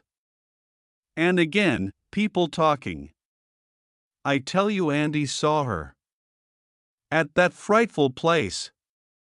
She was drunk or doped and with an awful Argentine gigolo, Ramon. You know." More talking. Mrs. Ferrier had gone off with an Argentine dancer. She had been seen in Paris, doped. She had been taking drugs for years. She drank like a fish. Slowly the righteous mind of England, at first unbelieving, had hardened against Mrs. Ferrier. Seemed as though there must be something in it. That wasn't the sort of woman to be the Prime Minister's wife. A Jezebel, that's what she is, nothing better than a Jezebel. And then came the camera records. Mrs. Ferrier, photographed in Paris, lying back in a nightclub, her arm twined familiarly over the shoulder of a dark, olive-skinned vicious-looking young man. Other snapshots, half-naked on a beach, her head on the lounge lizard's shoulder. And underneath, Mrs. Ferrier has a good time. 2 days later an action for libel was brought against the X-ray News. The case for the prosecution was opened by Sir Mortimer Inglewood, K.C. He was dignified and full of righteous indignation. Mrs. Ferrier was the victim of an infamous plot, a plot only to be equaled by the famous case of the Queen's necklace familiar to readers of Alexander Dumas. That plot had been engineered to lower Queen Marie Antoinette in the eyes of the populace. This plot, also, had been engineered to discredit a noble and virtuous lady who was in this country in the position of Caesar's wife. Sir Mortimer spoke with bitter disparagement of fascists and communists, both of whom sought to undermine democracy by every unfair machination known. He then proceeded to call witnesses. The first was the Bishop of Northumbria, Dr. Henderson. The Bishop of Northumbria was one of the best-known figures in the English Church, a man of great saintliness and integrity of character. He was broad-minded, tolerant, and a fine preacher. He was loved and revered by all who knew him. He went into the box and swore that between the dates mentioned Mrs. Edward Ferrier had been staying in the palace with himself and his wife. Worn out by her activities and good works, she had been recommended a thorough rest. Her visit had been kept a secret so as to obviate any worry from the press. An eminent doctor followed the bishop and deposed to having ordered Mrs. Ferrier rest and complete absence from worry. A local general practitioner gave evidence to the effect that he had attended Mrs. Ferrier at the palace. The next witness called was Thelma Anderson. A thrill went round the court when she entered the witness box. Everyone realized at once what a strong resemblance the woman bore to Mrs. Edward Ferrier. "Your name is Thelma Anderson?" "Yes." "You are a Danish subject?" "Yes." "Copenhagen is my home." "And you formerly worked at a cafe there?" "Yes, sir." "Please tell us in your own words what happened on the March 18th last." "There is a gentleman who comes to my table there, an English gentleman. He tells me he works for an English paper, the X-Ray News." "You are sure he mentioned that name, X-Ray News?" "Yes, I am sure, because, you see, I think at first it must be a medical paper, but no, it seems not so. Then he tells me there is an English film actress who wants to find a stand-in, and that I am just the type. I do not go to the pictures much, and I do not recognize the name he says, but he tells me, yes, she is very famous, and that she has not been well and so she wants someone to appear as her in public places. And for that she will pay very much money. How much money did this gentleman offer you?" £500 in English money. "I do not at first believe, I think it is some trick, but he pays me at once half the money. So then, I give in my notice where I work." The tale went on. She had been taken to Paris, supplied with smart clothes, and had been provided with an escort. A very nice Argentinian gentleman, very respectful, very polite. It was clear that the woman had thoroughly enjoyed herself. She had flown over to London and been taken there to certain nightclubs by her olive-skinned cavalier. She had been photographed in Paris with him. Some of the places to which she had gone were not, she admitted, quite nice. Indeed, they were not respectable. And some of the photographs taken, they too, had not been very nice, but these things, they had told her, were necessary for advertisement, and Senor Ramon himself had always been most respectful. In answer to questioning, she declared that the name of Mrs. Ferrier had never been mentioned and that she had had no idea that it was that lady she was supposed to be understudying. She had meant no harm. She identified certain photographs which were shown to her as having been taken of her in Paris and on the Riviera. There was the hallmark of absolute honesty about Thelma Anderson. She was quite clearly a pleasant, but slightly stupid woman. Her distress at the whole thing, now that she understood it, was patent to everyone. The defense was unconvincing. A frenzied denial of having any dealings with the woman Anderson. The photos in question had been brought to the London office and had been believed to be genuine. Sir Mortimer's closing speech roused enthusiasm. He described the whole thing as a dastardly political plot, formed to discredit the Prime Minister and his wife. All sympathy would be extended to the unfortunate Mrs. Ferrier. The verdict, a foregone conclusion, was given amidst unparalleled scenes. Damages were assessed at an enormous figure. As Mrs. Ferrier and her husband and father left the court, they were greeted by the appreciative roars of a vast crowd. Edward Ferrier grasped Poirot warmly by the hand. He said, "I thank you, M. Poirot, 1,000 times. Well, that finishes the X-Ray News.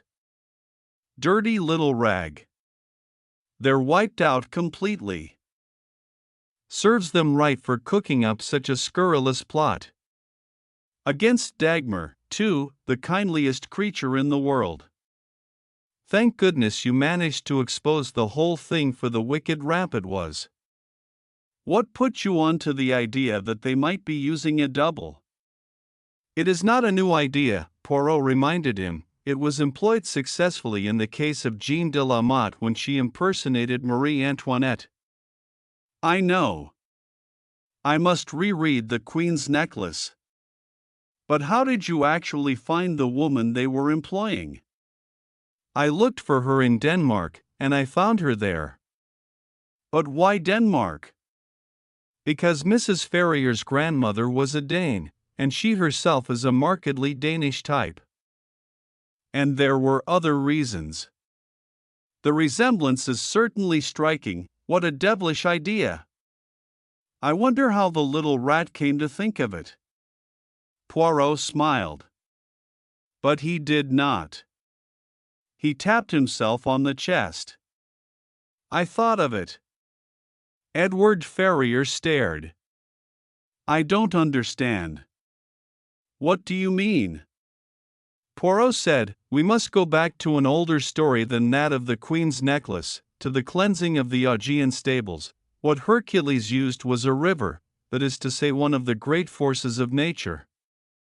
Modernize that. What is a great force of nature? Sex, is it not? It is the sex angle that sells stories, that makes news. Give people scandal allied to sex and it appeals far more than any mere political chicanery or fraud. Eh bien, that was my task. First to put my own hands in the mud like Hercules to build up a dam that should turn the course of that river. A journalistic friend of mine aided me. He searched Denmark until he found a suitable person to attempt the impersonation. He approached her, casually mentioned the X-ray news to her, hoping she would remember it. She did. And so, what happened? Mud, a great deal of mud. Caesar's wife is bespattered with it. Far more interesting to everybody than any political scandal. And the result, the denouement? Why, reaction. Virtue vindicated. The pure woman cleared.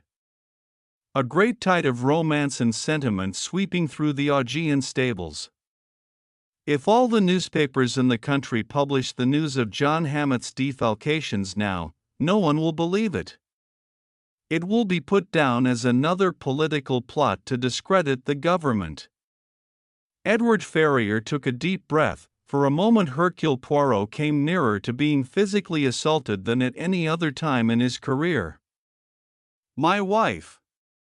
You dared to use her dash. Fortunately, perhaps, Mrs. Ferrier herself entered the room at this moment. Well, she said. That went off very well. Dagmar, did you know all along? Of course. Dear, said Dagmar Ferrier. And she smiled, the gentle, maternal smile of a devoted wife. And you never told me. But, Edward, you would never have let M. Poirot do it. Indeed, I would not. Dagmar smiled. That's what we thought. We? I and M. Poirot. She smiled at Hercule Poirot and at her husband. She added, I had a very restful time with the dear bishop. I feel full of energy now. They want me to christen the new battleship at Liverpool next month. I think it would be a popular thing to do. The Stymphalian Birds is part of Agatha Christie's The Labors of Hercules collection, where each story parallels one of the mythological labors of Hercules. Harold Waring noticed them first walking up the path from the lake. He was sitting outside the hotel on the terrace. The day was fine, the lake was blue, and the sun shone. Harold was smoking a pipe and feeling that the world was a pretty good place. His political career was shaping well. An undersecretaryship at the age of 30 was something to be justly proud of. It had been reported that the Prime Minister had said to someone that young Waring would go far. Harold was, not unnaturally, elated. Life presented itself to him in rosy colors. He was young, sufficiently good-looking, in first-class condition, and quite unencumbered with romantic ties. He had decided to take a holiday in Czechoslovakia so as to get right off the beaten track and have a real rest from everyone and everything. The hotel at Lake Stemka, though small, was comfortable and not overcrowded. The few people there were mostly foreigners. So far the only other English people were an elderly woman, Mrs. Rice, and her married daughter, Mrs. Clayton. Harold liked them both. Elsie Clayton was pretty in a rather old-fashioned style. She made up very little, if at all, and was gentle and rather shy. Mrs. Rice was what is called a woman of character. She was tall, with a deep voice and a masterful manner, but she had a sense of humor and was good company. Her life was clearly bound up in that of her daughter. Harold had spent some pleasant hours in the company of mother and daughter, but they did not attempt to monopolize him, and relations remained friendly and unexacting between them. The other people in the hotel had not aroused Harold's notice. Usually they were hikers, or members of a motorcoach tour. They stayed a night or two and then went on. He had hardly noticed anyone else, until this afternoon. They came up the path from the lake very slowly, and it just happened that at the moment when Harold's attention was attracted to them, a cloud came over the sun. He shivered a little. Then he stared. Surely there was something odd about these two women? They had long, curved noses, like birds, and their faces, which were curiously alike, were quite immobile. Over their shoulders they wore loose cloaks that flapped in the wind like the wings of two big birds. Harold thought to himself, "They are like birds." He added almost without volition, "birds of ill omen." The women came straight up on the terrace and passed close by him. They were not young, perhaps nearer 50 than 40, and the resemblance between them was so close that they were obviously sisters. Their expression was forbidding. As they passed Harold, the eyes of both of them rested on him for a minute. It was a curious, appraising glance, almost inhuman. Harold's impression of evil grew stronger. He noticed the hand of one of the two sisters, a long claw-like hand. Although the sun had come out, he shivered once again. He thought, horrible creatures. Like birds of prey.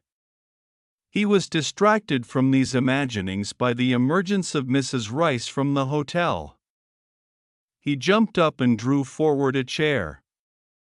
With a word of thanks she sat down and, as usual, began to knit vigorously. Harold asked, "Did you see those two women who just went into the hotel? With cloaks on?" "Yes, I passed them."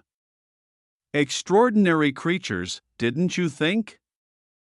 "Well, yes, perhaps they are rather odd. They only arrived yesterday, I think."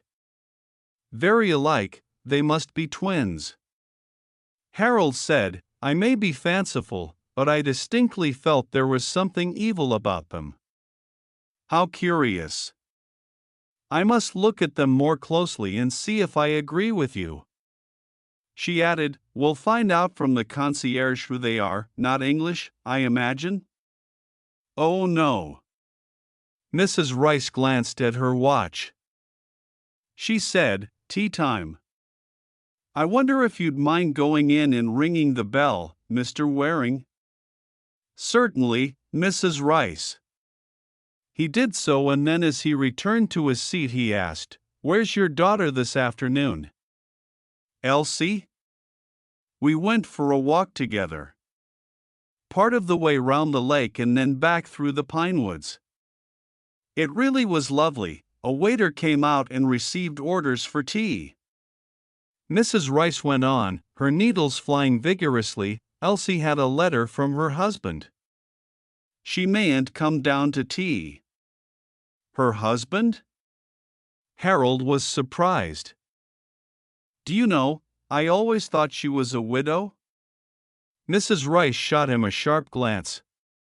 She said dryly, "Oh no, Elsie isn't a widow," she added with strong, "unfortunately." Harold was startled. Mrs. Rice, nodding her head grimly, said, "Drink is responsible for a lot of unhappiness, Mr. Waring." "Does he drink?" "Yes. And a good many other things as well.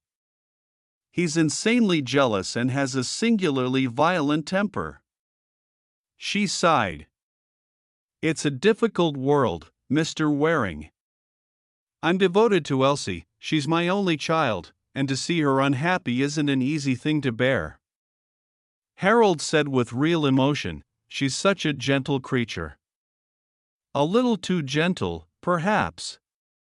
"You mean Mrs. Rice said slowly, "a happy creature is more arrogant." "Elsie's gentleness comes, I think, from a sense of defeat. Life has been too much for her." Harold said with some slight hesitation, "How did she come to marry this husband of hers?" Mrs. Rice answered, "Philip Clayton was a very attractive person. He still has, great charm, he had a certain amount of money, and there was no one to advise us of his real character. I had been a widow for many years. Two women, living alone, are not the best judges of a man's character." Harold said thoughtfully, "No, that's true." He felt a wave of indignation and pity sweep over him. Elsie Clayton could not be more than 25 at the most. He recalled the clear friendliness of her blue eyes, the soft droop of her mouth. He realized, suddenly, that his interest in her went a little beyond friendship. And she was tied to a brute. That evening, Harold joined mother and daughter after dinner. Elsie Clayton was wearing a soft dull pink dress.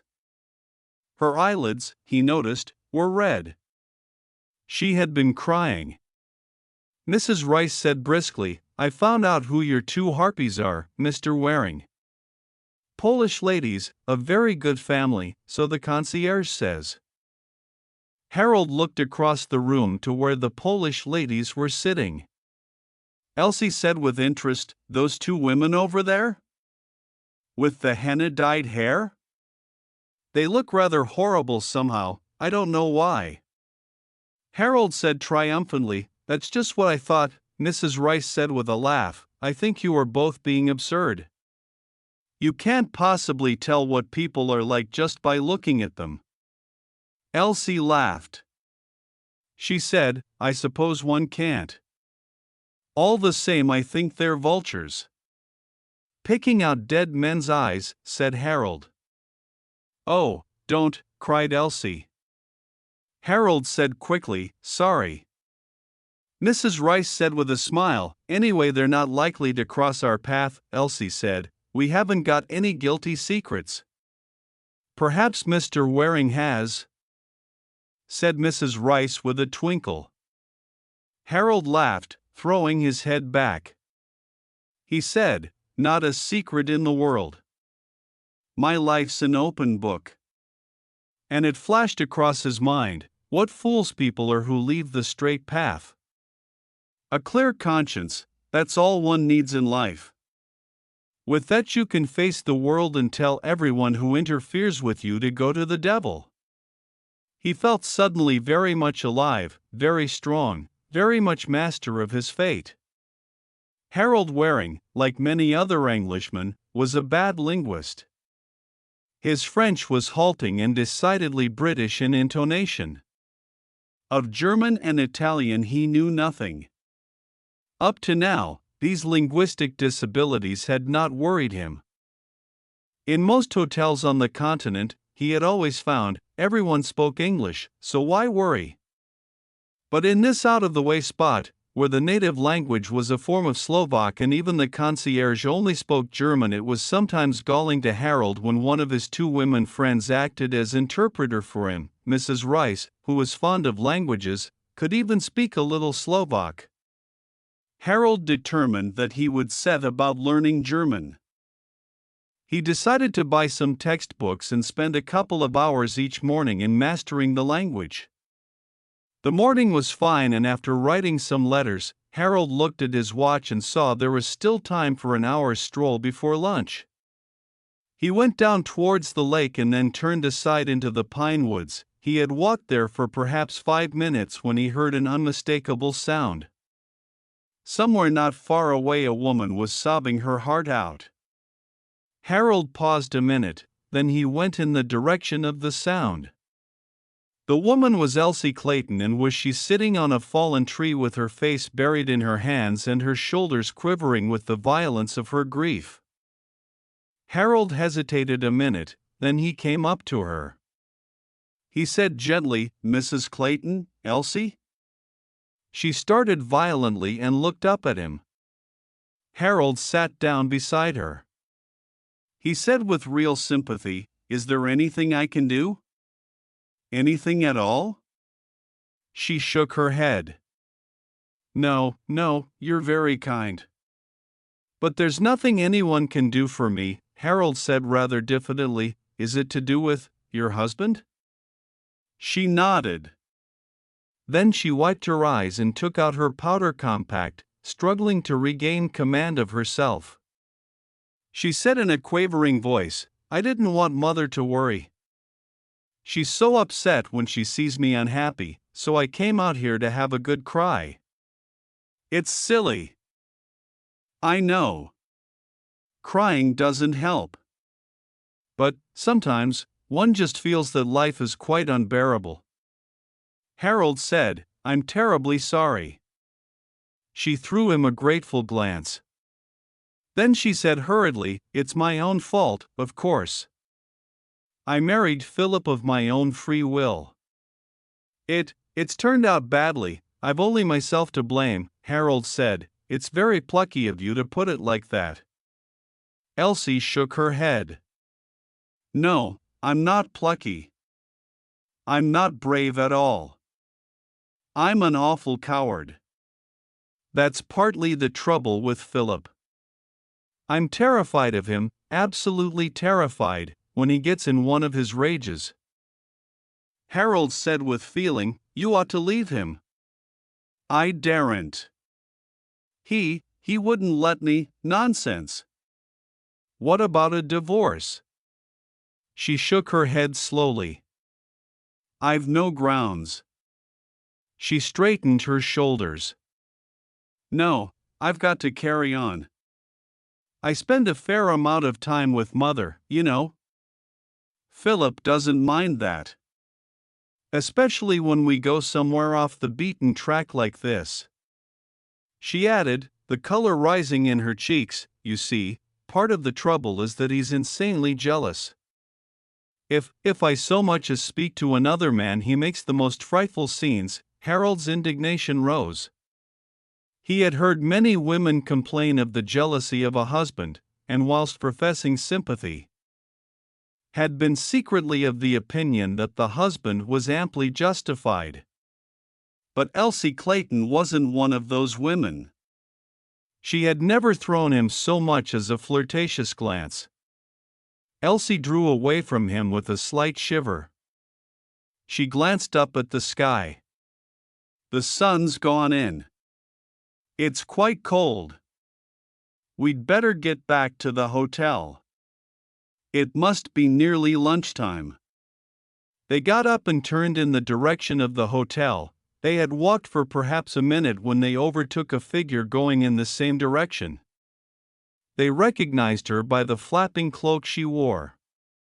It was one of the Polish sisters. They passed her, Harold bowing slightly. She made no response, but her eyes rested on them both for a minute, and there was a certain appraising quality in the glance which made Harold feel suddenly hot. He wondered if the woman had seen him sitting by Elsie on the tree trunk. If so, she probably thought. Well, she looked as though she thought.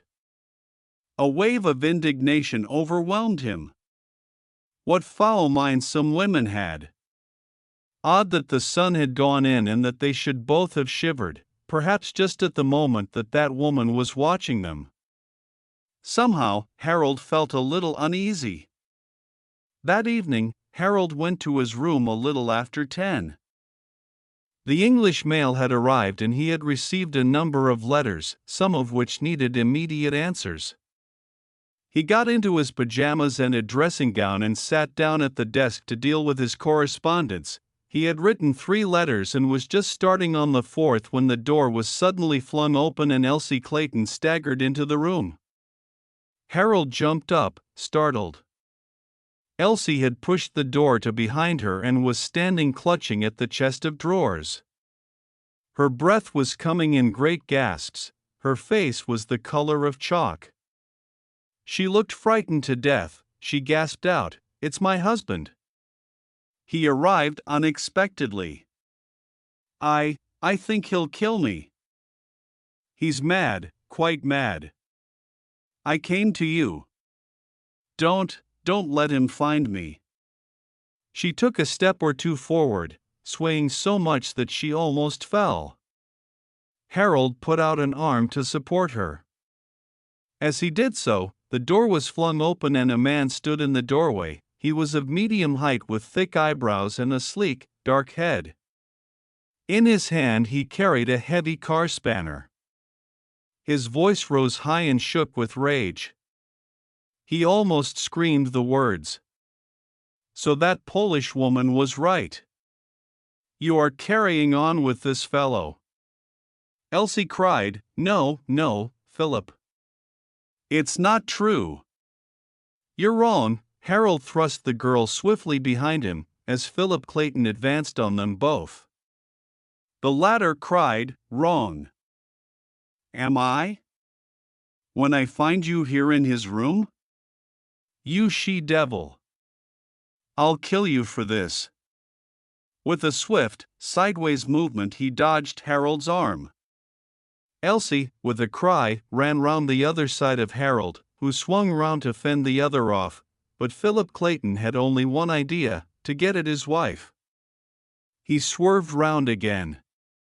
Elsie, terrified, rushed out of the room. Philip Clayton dashed after her, and Harold, with not a moment's hesitation, followed him. Elsie had darted back into her own bedroom at the end of the corridor. Harold could hear the sound of the key turning in the lock. But it did not turn in time. Before the lock could catch, Philip Clayton wrenched the door open.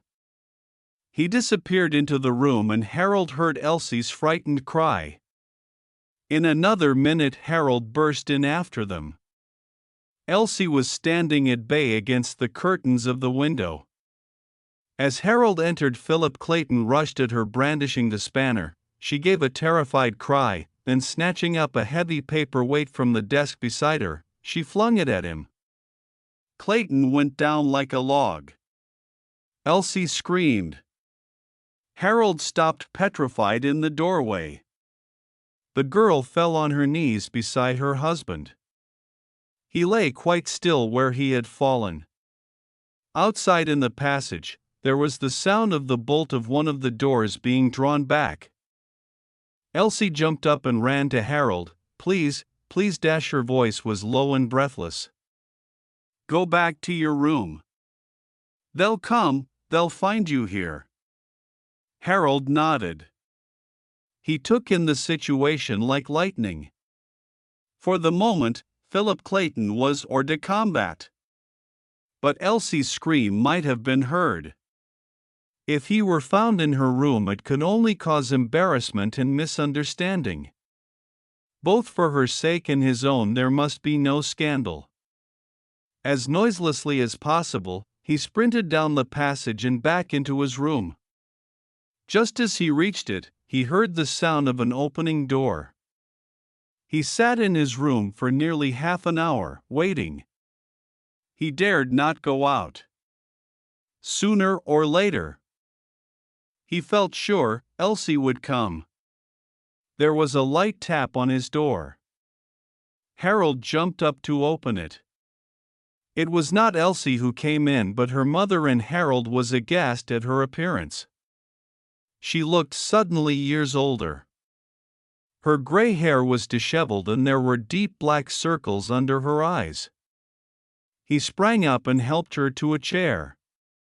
She sat down, her breath coming painfully. Harold said quickly, "You look all in, Mrs. Rice. Can I get you something?" She shook her head. "No. Never mind me. I'm all right, really. It's only the shock." "Mr. Waring, a terrible thing has happened." Harold asked, "Is Clayton seriously injured?" She caught her breath. "Worse than that. He's dead." The room spun round.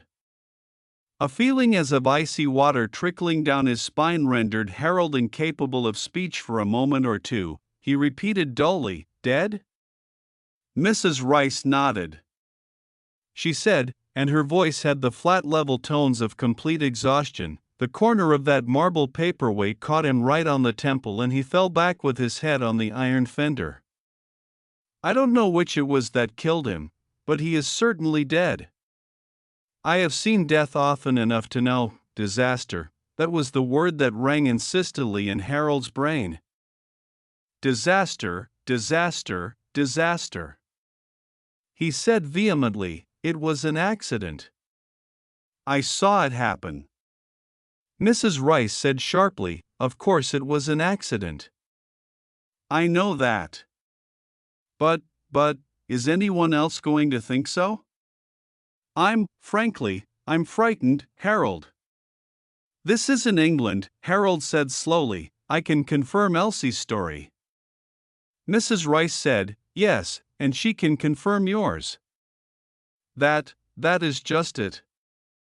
Harold's brain, naturally a keen and cautious one, saw her point. He reviewed the whole thing and appreciated the weakness of their position. He and Elsie had spent a good deal of their time together.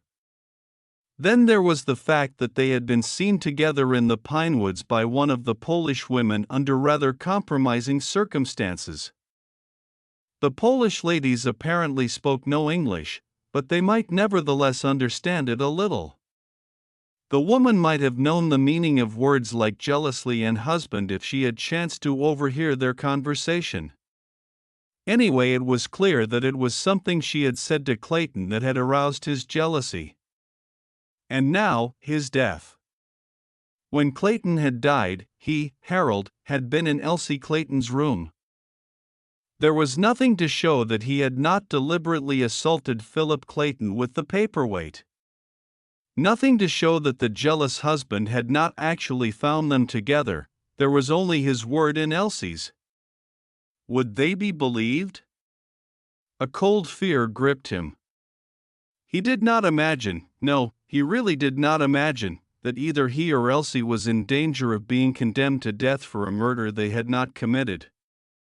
Surely, in any case, it could only be a charge of manslaughter brought against them.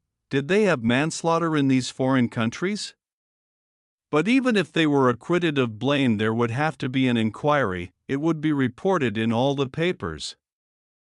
An English man and woman accused, jealous husband, rising politician. Yes, it would mean the end of his political career. It would never survive a scandal like that, he said on an impulse. Can't we get rid of the body somehow? Plant it somewhere? Mrs. Rice's astonished and scornful look made him blush. She said incisively, "My dear Harold, this isn't a detective story. To attempt a thing like that would be quite crazy." "I suppose it would." He groaned. "What can we do? My God, what can we do?" Mrs. Rice shook her head despairingly. She was frowning, her mind working painfully. Harold demanded, "Isn't there anything we can do? Anything to avoid this frightful disaster?" There. It was out, disaster. Terrible, unforeseen, utterly damning. They stared at each other. Mrs. Rice said hoarsely, "Elsie, my little girl. I'd do anything. It will kill her if she has to go through a thing like this," and she added, "You too, your career, everything." Harold managed to say, "Never mind me." But he did not really mean it. Mrs. Rice went on bitterly, "And all so unfair, so utterly untrue. It's not as though there had ever been anything between you." "I know that well enough," Harold suggested, catching at a straw. "You'll be able to say that at least, that it was all perfectly all right." Mrs. Rice said bitterly, "Yes, if they believe me. But you know what these people out here are like." Harold agreed gloomily. To the continental mind, there would undoubtedly be a guilty connection between himself and Elsie, and all Mrs. Rice's denials would be taken as a mother lying herself black in the face for her daughter. Harold said gloomily, "Yes, we're not in England, worse luck." "Ah." Mrs. Rice lifted her head. "That's true. It's not England. I wonder now if something could be done. Yes." Harold looked at her eagerly. Mrs. Rice said abruptly, "How much money have you got?"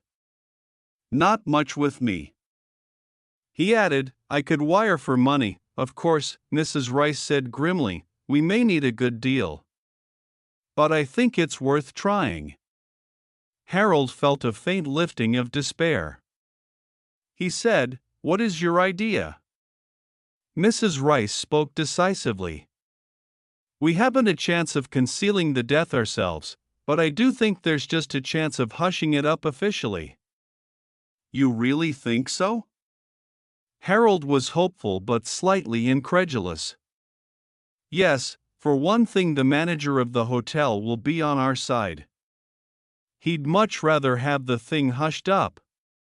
It's my opinion that in these out-of-the-way curious little Balkan countries you can bribe anyone and everyone, and the police are probably more corrupt than anyone else." Harold said slowly, "Do you know?"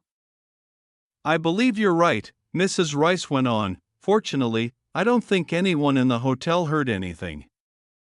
"Who has the room next to Elsie's on the other side from yours?" "The two Polish ladies. They didn't hear anything. They'd have come out into the passage if they had. Philip arrived late, nobody saw him but the night porter." "Do you know, Harold, I believe it will be possible to hush the whole thing up, and get Philip's death certified as due to natural causes. It's just a question of bribing high enough, and finding the right man, probably the chief of police." Harold smiled faintly. He said, "It's rather comic opera, isn't it?" "Well, after all, we can but try." Mrs. Rice was energy personified. First the manager was summoned. Harold remained in his room, keeping out of it.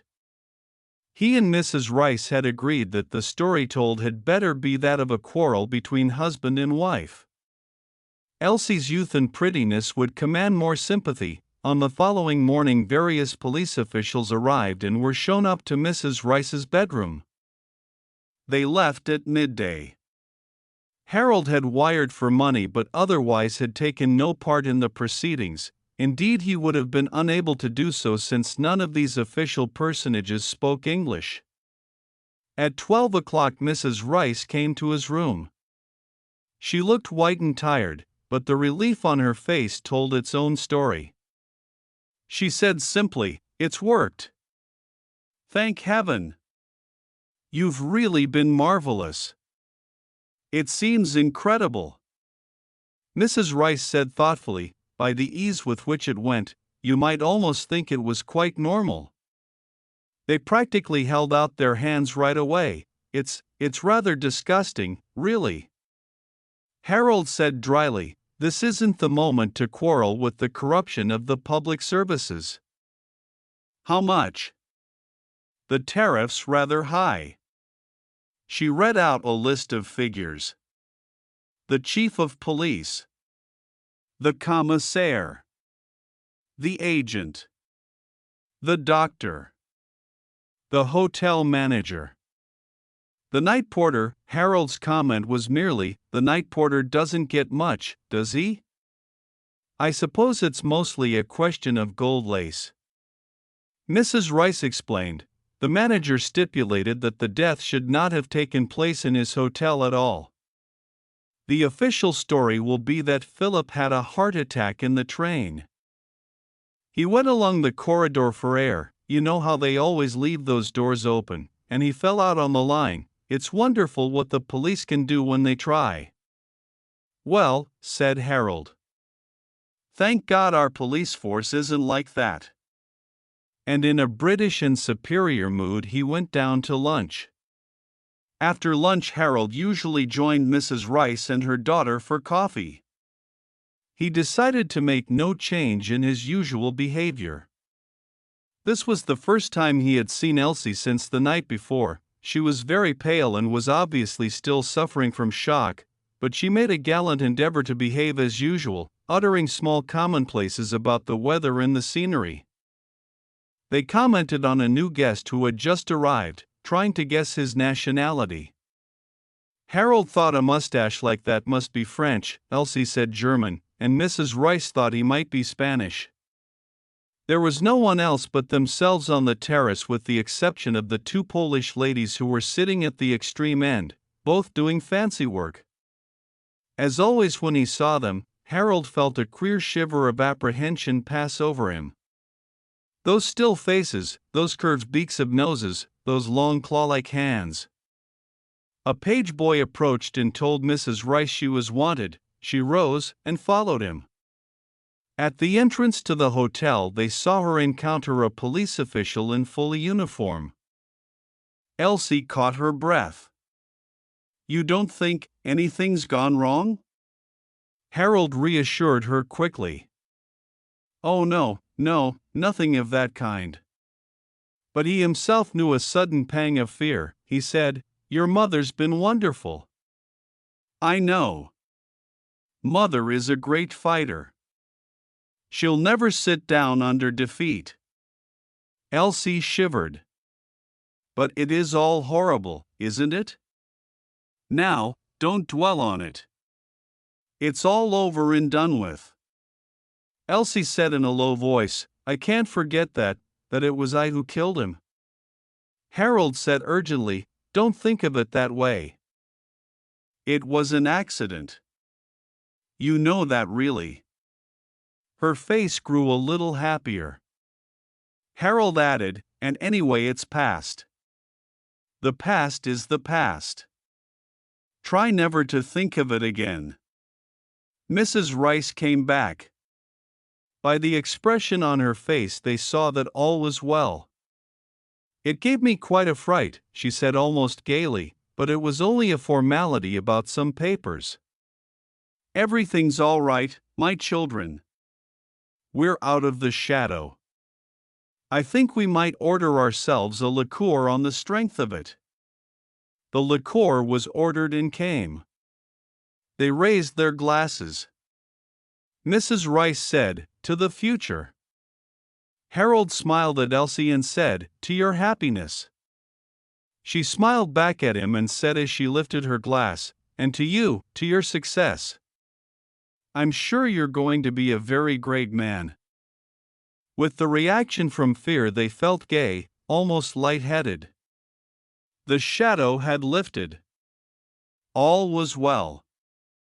From the far end of the terrace the two bird-like women rose. They rolled up their work carefully. They came across the stone flags. With little bows they sat down by Mrs. Rice. One of them began to speak. The other one let her eyes rest on Elsie and Harold. There was a little smile on her lips. It was not, Harold thought, a nice smile. He looked over at Mrs. Rice. She was listening to the Polish woman, and though he couldn't understand a word, the expression on Mrs. Rice's face was clear enough. All the old anguish and despair came back. She listened and occasionally spoke a brief word. Presently the two sisters rose, and with stiff little bows went into the hotel. Harold leaned forward. He said hoarsely, "What is it?" Mrs. Rice answered him in the quiet, hopeless tones of despair. "Those women are going to blackmail us. They heard everything last night.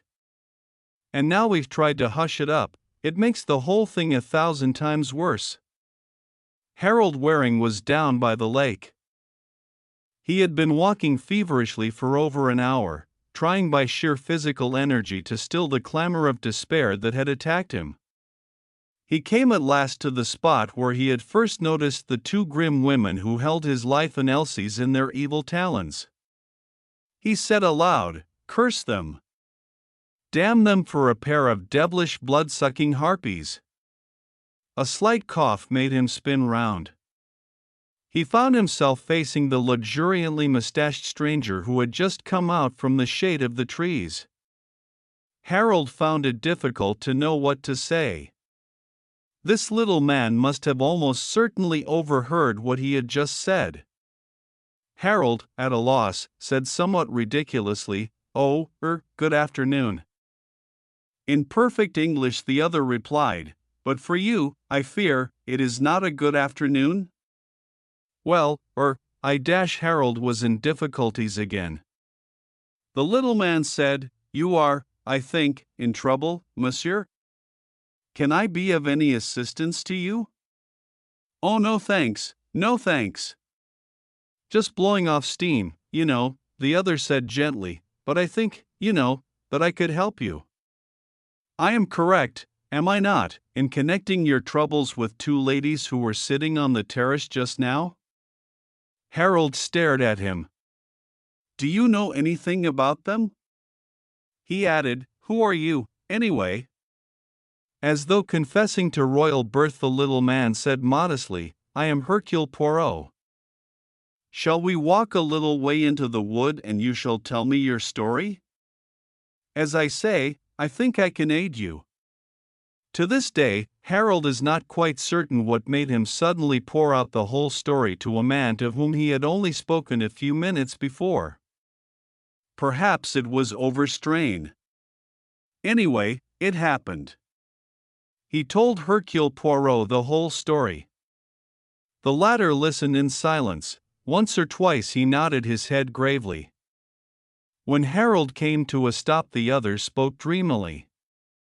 "The Stymphalian birds, with iron beaks, who feed on human flesh and who dwell by the Stymphalian lake.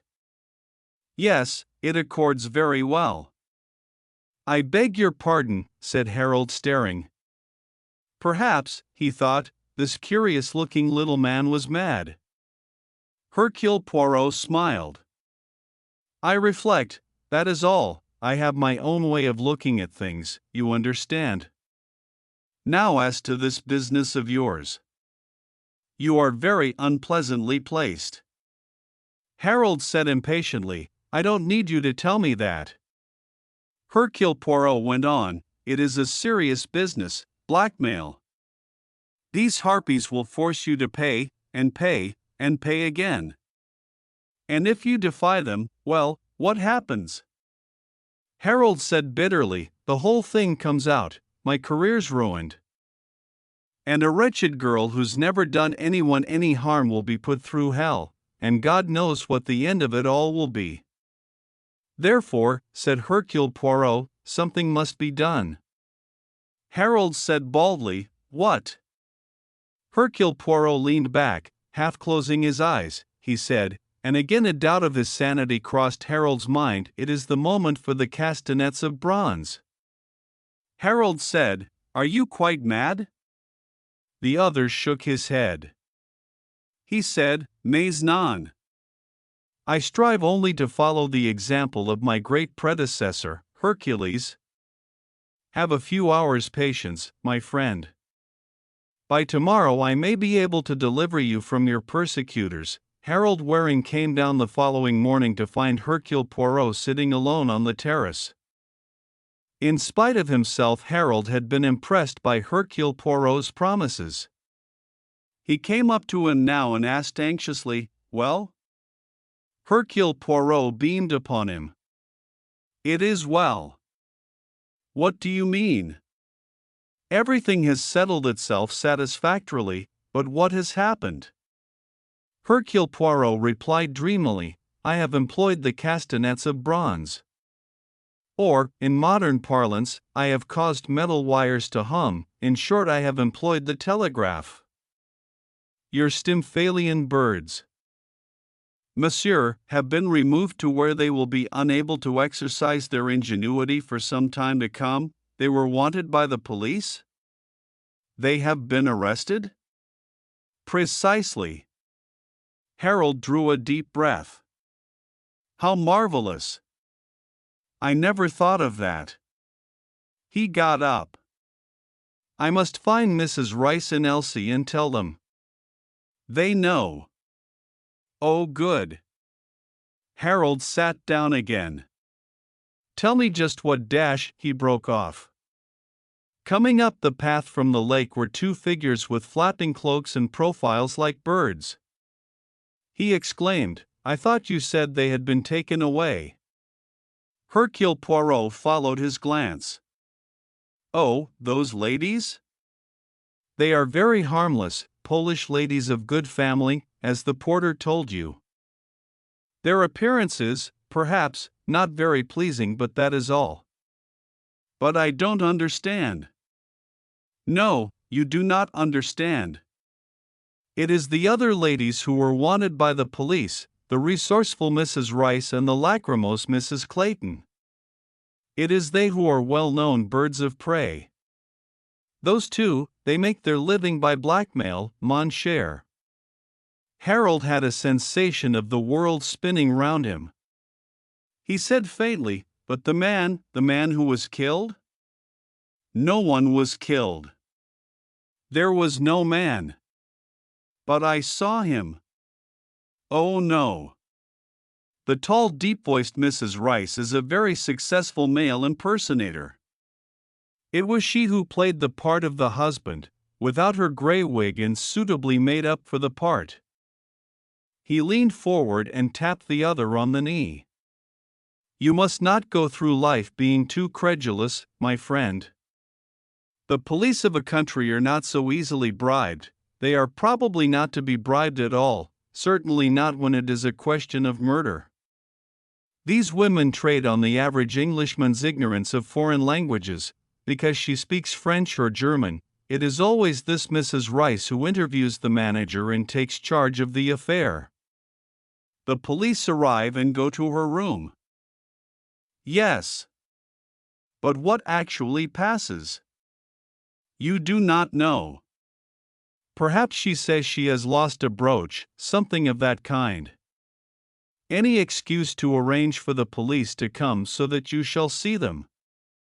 For the rest, what actually happens? You wire for money, a lot of money, and you hand it over to Mrs. Rice, who is in charge of all the negotiations. And that is that. But they are greedy, these birds of prey. They have seen that you have taken an unreasonable aversion to these two unfortunate Polish ladies. The ladies in question come and hold a perfectly innocent conversation with Mrs. Rice, and she cannot resist repeating the game. She knows you cannot understand what is being said. So you will have to send for more money, which Mrs. Rice will pretend to distribute to a fresh set of people." Harold drew a deep breath. He said, "And Elsie, Elsie?" Hercule Poirot averted his eyes. "She played her part very well. She always does. A most accomplished little actress. Everything is very pure, very innocent. She appeals, not to sex, but to chivalry." Hercule Poirot added dreamily, "That is always successful with Englishmen." Harold Waring drew a deep breath. He said crisply, I'm going to set to work and learn every European language there is. Nobody's going to make a fool of me a second time.